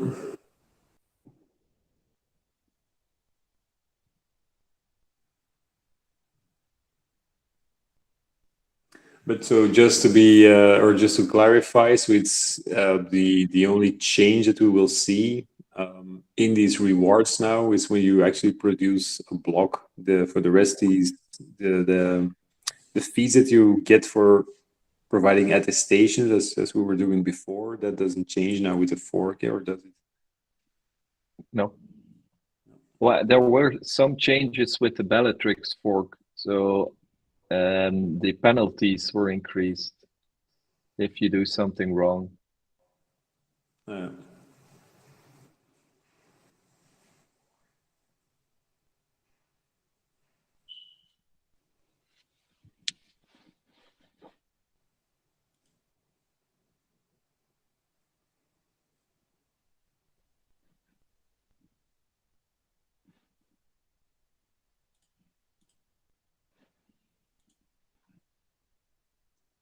So everything is slow, slow, slow.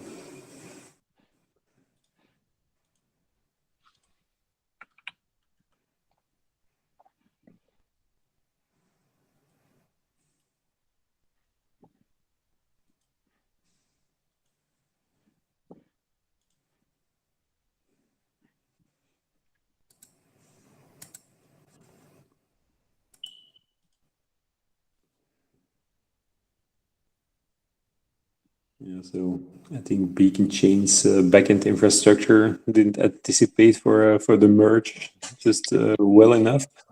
Yeah, I do think they did anticipate that. Yeah. Sorry, come again, Hendrik? Yeah, you never know how much beforehand. Yeah, true.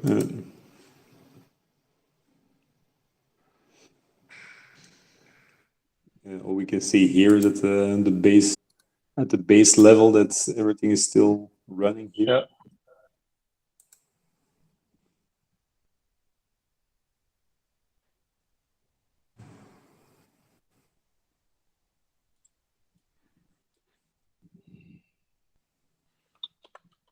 So this green line here, is that also like again a finalized epoch? Yes. So I guess that's good.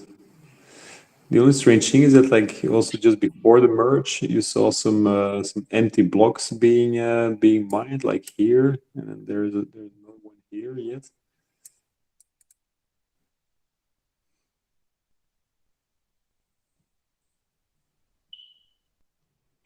But at least we can see some blocks that have most of them do have transactions now.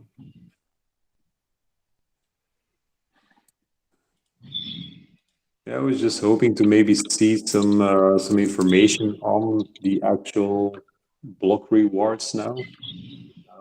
Some lucky people already created a block.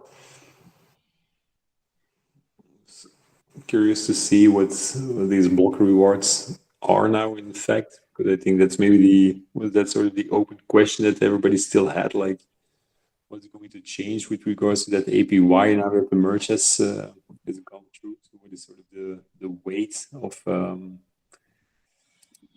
these?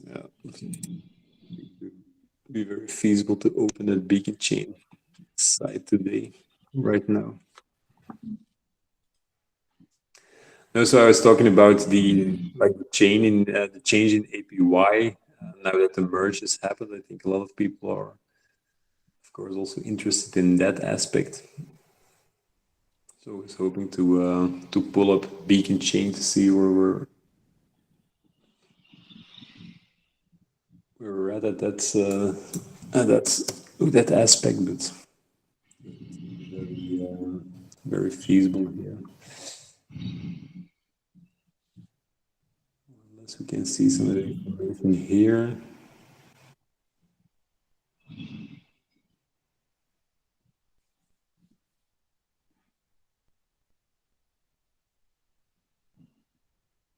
And do we know what the first epoch is that needs to be finalized after the merge? Can we see that which was the last confirmed like finalized epoch before the merge? Can we see that in the logs maybe? Well, that was 73. Yeah, that was the last finalized epoch before the merge. Yes. This one, so that means that we already have a finalized epoch from after the merge as well, correct? Yeah, it should be. The 7.4 here. I think they're looks like they're waiting for 2 more minutes to get the finalized epoch. So it looks like 875 might have been before the merge, right? And 876 is after the merge.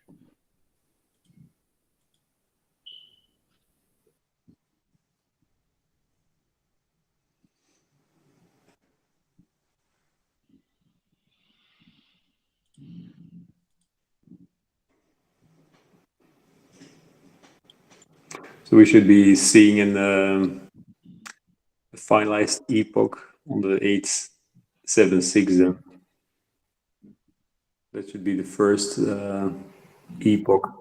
Although Hendrik, you just said it was like 873, so But I think the 7.4 was the epoch when the merge happened. Oh no, wait. No, I'm wrong. It's was 5.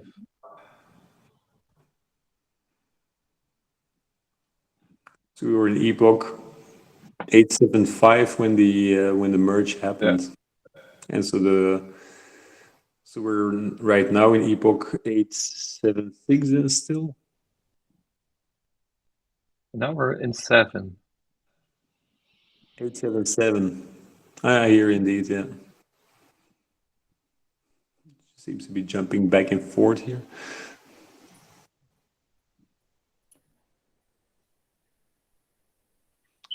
But aren't we in 876 now? At least according to Beacon Chain. Well, Beacon Chain is behind. Yeah, Beacon Chain is behind.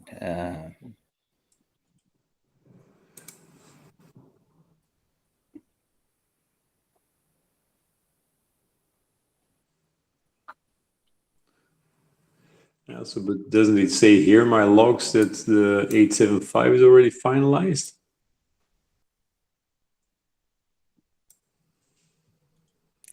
That is true. Yeah. I think everybody else is also celebrating, so that's probably the block.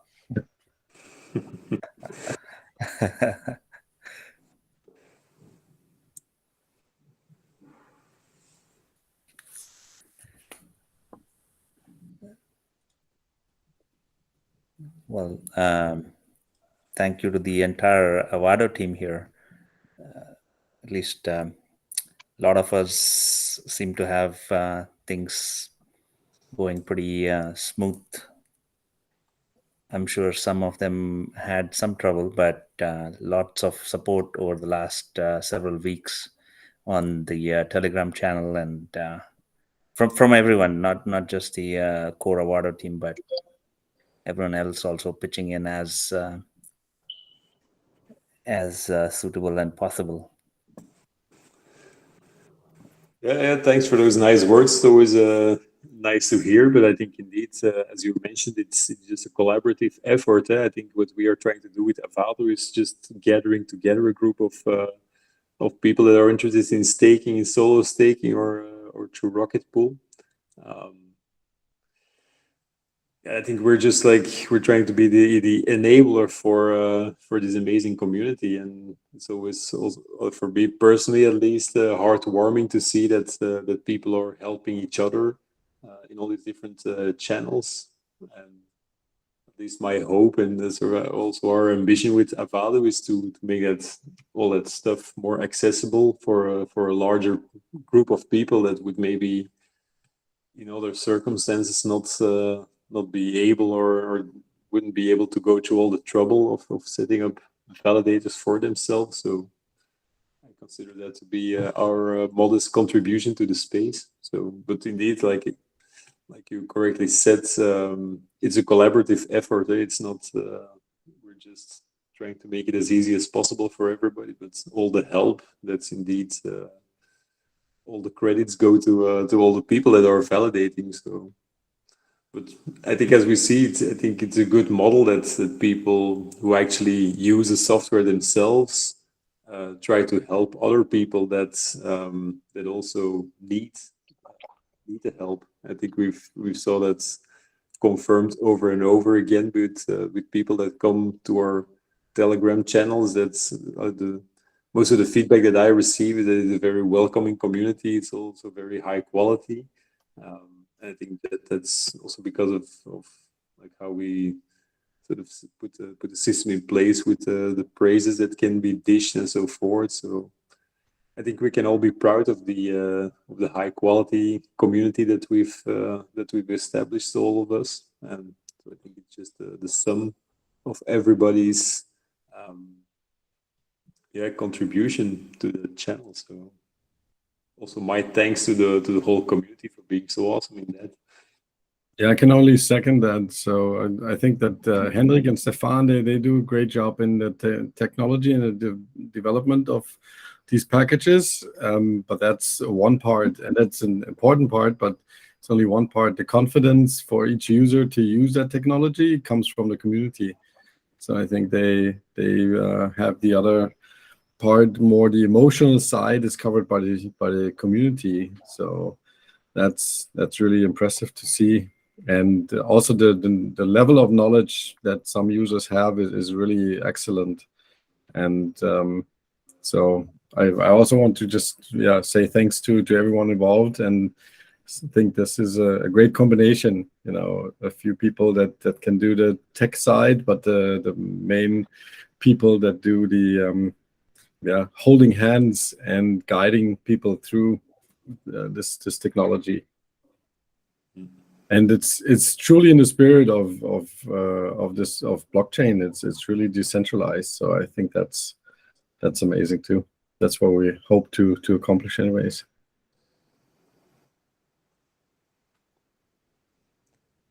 Very good. Amen to that.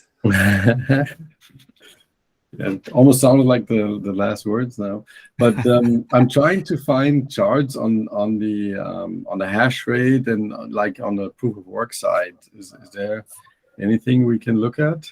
Is how does the not saying we want to see the death of the proof of work chain, but can we look at something where we see data? I'm searching myself, but I cannot find much. I mean, the hash rate drops very slowly. If I'm correct, it's not. You cannot, see it in seconds dropping or anything. Yeah, but it's not. I think it's just not measured anymore right now because it's irrelevant. As far as I know, what happens now, but I could be missing part of this story, is that like all the miners that were still running these versions of the software, now it just like stops working. So if you're like mining, it just stopped. Like it's and I think the actual fork, the POW fork, is really a fork where the miner should have actively switched to, if I'm not mistaken. unless somebody else here has some more insights on how that POW fork will go along. But as I heard, it was sort of the plan that everybody who wanted to support the POW fork, that they would sort of coordinate and then start within. I read something somewhere like it's within like 24 hours after the merge, they were planning to actually bootstrap that fork. That's what I read, but so I don't know. I haven't followed up on that because I'm not interested in joining that already in any way. But it's interesting what you're saying, because we should also again emphasize that there's no new token. There's no Ethereum. The proof of stake does not need any change from our side, or exchanges and other services will work. If you have ETH now in your on your address, you will have the proof of stake ETH in the future. So it's not a new token that you have to look for. Also, DAI or any ERC20 token will work on the proof of stake side. So just to ensure that you're not confused and that nobody takes advantage of this sort of incident or happening here of the merge, that you think you have to actively transfer any money to anything that bridges from proof of work to proof of stake or so. So you know, all your ETH is the same ETH. There's no new ETH coming. There might be a fork, or there probably will be a fork, and you will have another currency, but you have to actively look for it. It's not that if you open MetaMask now and you look into your addresses, you will see proof of stake currencies. So that's the right currency you've used before. Just to emphasize that there's nothing you need to do right now unless you unless the things we talked about is the withdrawal address. So there's you don't fall for any scams, so don't do anything in a rush now to try to get a quick buck, because indeed I think the biggest risk now are these replay attacks. So if people like invite you to do this or that with to claim any POW, ETH or whatnot. I personally, I mean, like any ETH holder, you will probably have these POW tokens somewhere in the future.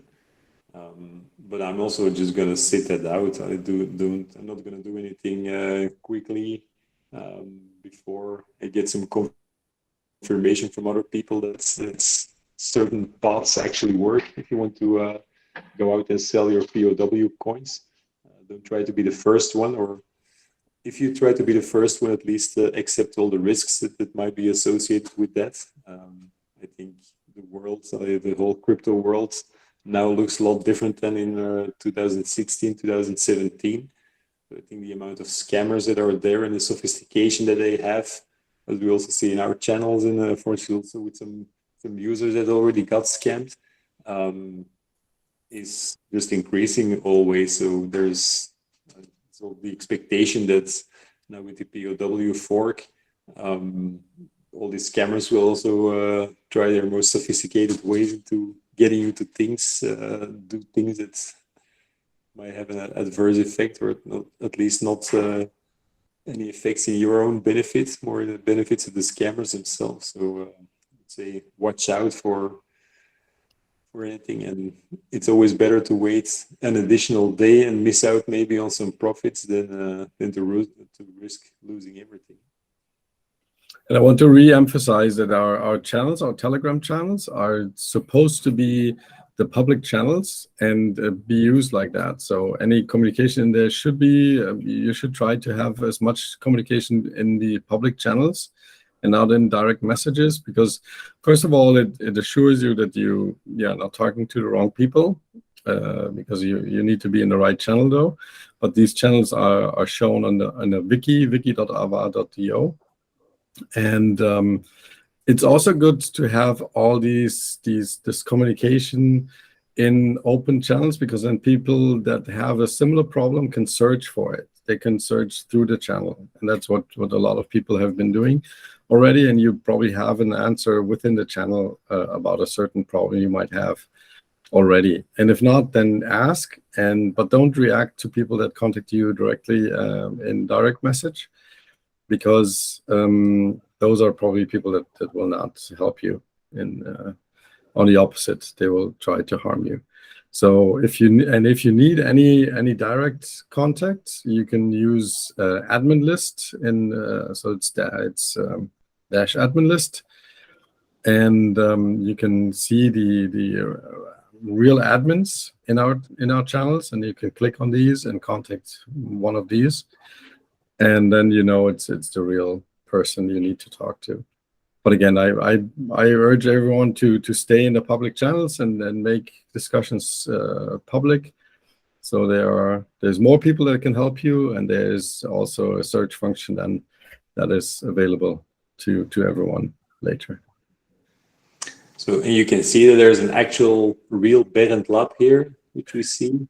There's an actual Sponnet, there's an actual Hendrik, an actual Jos, and so forth. So they do exist. Good guys, but indeed don't fall for any copycats. Unless we're looking at some deep fake Bernd Lab here for the last hour or so. I don't even know how to verify that. Deep fakes are pretty good already. So, but yeah. All right, but I think with these words we can maybe wrap it up here. I don't think there's anything exciting going to happen anymore. Hendrik, unless you have some plans still, or some insights on the logs. I don't know. Let's maybe have one last look at the logs to see if there is need to have anything. The logs look as boring as they can be, so that's all good news, I think.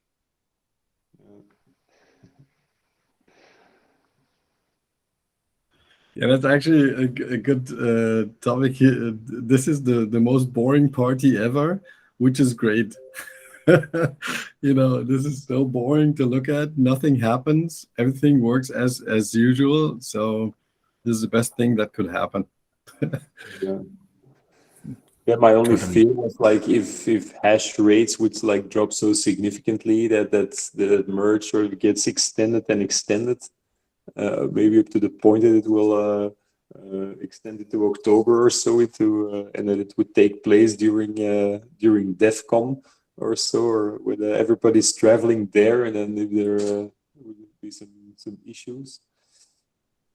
But that all seems to not have happened, luckily. But imagine you live next to a big mining farm and they switch it off, and the power station gets in trouble.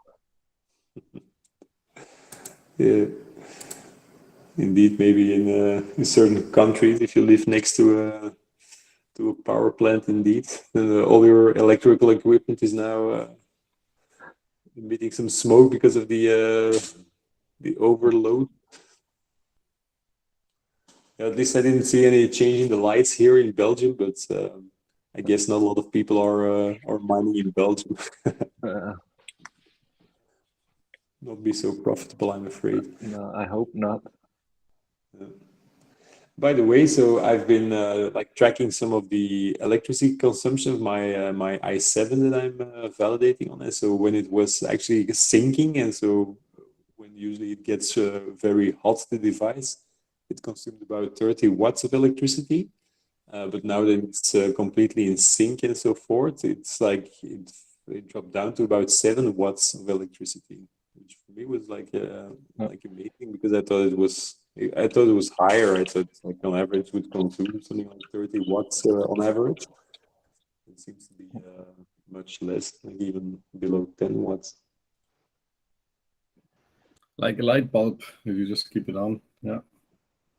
Yeah, true. Yeah.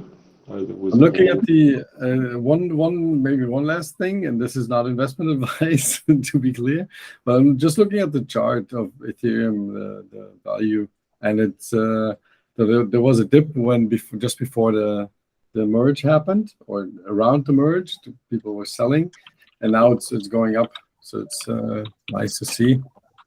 Yeah, I can share my screen maybe. Let me just share my screen, and then because it's Wait. Here we go.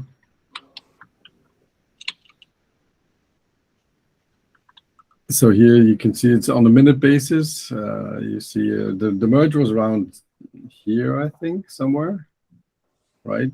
At 6:30 something. So you see there was a, first it went up again and then it went down and now it's going back up. So it looks like there's always been speculation. How will this work out? Is it like buy the rumor, sell the news, or so now I'm not sure. I haven't seen a huge dip if we go further back out. So like on the 1 hour scale, you see a big drop here. That's maybe the sell the news, but it's not even news yet. That's 13th of September. And now it's been stable. I mean, it's, yeah. Well, maybe we'll see here it grows. You can see by the second even, it grows and goes back. Nothing to see, not much to see. Do some TA on this. Can you draw some lines on it? And, yeah, sure. I can always like. You want me to opt in and then do some good old DeFi degen TA? Or... Sure. What do you need? Another scale?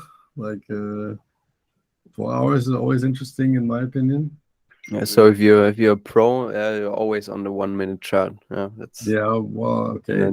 That's the finger on the pulse, the 1 minute chart. But I'm not that kind of trader. I look more at days and sometimes even longer. So this is a bit depressing still to see the 1 day chart. But then if you spec out even more the weekly chart, you see, okay, yeah, it always goes up. It's always higher than the last time. It goes up, goes down. It does. So that's, yeah, maybe that's exactly the assumption here. It goes up and it goes down. But no, I was really interested in is it buy the rumor, sell the news, or what will happen? And right now, I don't see that. And that's interesting too. It's going to really be also interesting to when the withdrawals are activated. I think that they announced something in October, but that's too early, right? Or anybody know any info on that? October this year, you mean? Yeah, I thought so. I thought it was like more than half a year out still. Okay. I mean, I haven't followed up on that. Yeah. But I see Hendrik eager to share his wise words on that. Sorry, I got a bit distracted. What was the question? Yes, there were like some speculations on when withdrawals will be enabled, but I haven't followed up on any news on that. But I heard it was like at least 6 months after the merge, the earliest. But Yeah, well, that's the best guess, I think. It's the next hard fork. It will depend how they prioritize. But there has already been a lot of work done. So I think they have decided how to do it. So they still have to do it. yeah. Okay, very good. Well, great. I think this is a good time to at least pause or end this. Maybe Hendrik, any last words? What is your opinion of today? What happened? Well, I'm very glad everything went well. So I think it's now time for a party. I think I'll go for a cake or something instead of a beer. Don't go crazy though. Nice, Stefan. Yeah, I mean, I'm also obviously very happy also with all the work that has been put in. I think Hendrik also deserves some additional praise for that because he really moved did all the hard work on getting all these packages ready for the merge. So it was such a smooth transition. I think a large part of the credit goes to him. So yeah, I'm just happy to see that everything went smooth. It was also nice to do this first experiment with an actual live stream. So maybe it could be a format that we can do later on. Maybe also like updates on Avado, or maybe things that we are planning in the future. Might be interesting to have some discussions on that as well. So yeah, all in all, I'm also happy. It's for me also a little too early to open a beer to celebrate, so I'll also leave it with a cup of tea or something. So, all right. Very good. Yeah. Shada, any thoughts from like the community you see or as a user? No, extremely happy. Things went smooth. Not yet checked a whole lot of messages on Telegram. So, but again, I have to thank all of you guys. It's really late, I suppose, where you are. Appreciate all the hard work and getting us all hopping on the boat before the merge. Nice, yeah. So just also want to thank again for Hendrik and Stefan for taking us through this merge, explaining the technical details and doing all the translation of this stuff. So that was very helpful, very interesting. And I think we've made it. Avado made it through the merge as well. So thank you to everyone participating. And see you at the next hard fork. Now we can continue all the work. I see, by the way, in the Ethereum staking channel that like seems to, with most of the people, also confirm that it all works. Here and there's some technical trouble, but it seems to be mostly people that are still syncing their chain. So no dramas happening there, fortunately. So let's see that we can get everybody synchronized and their validators up and running again. All right, guys, and then I will close the stream. So thanks for all the participants here for their time. Thanks for everybody for tuning in. Thank you, guys. David said we'll see each other at the next party, probably at the next hard fork. Okay. Right. Guys, thanks for participating. And Bye. see you next. Bye, guys. Thanks. Bye-bye.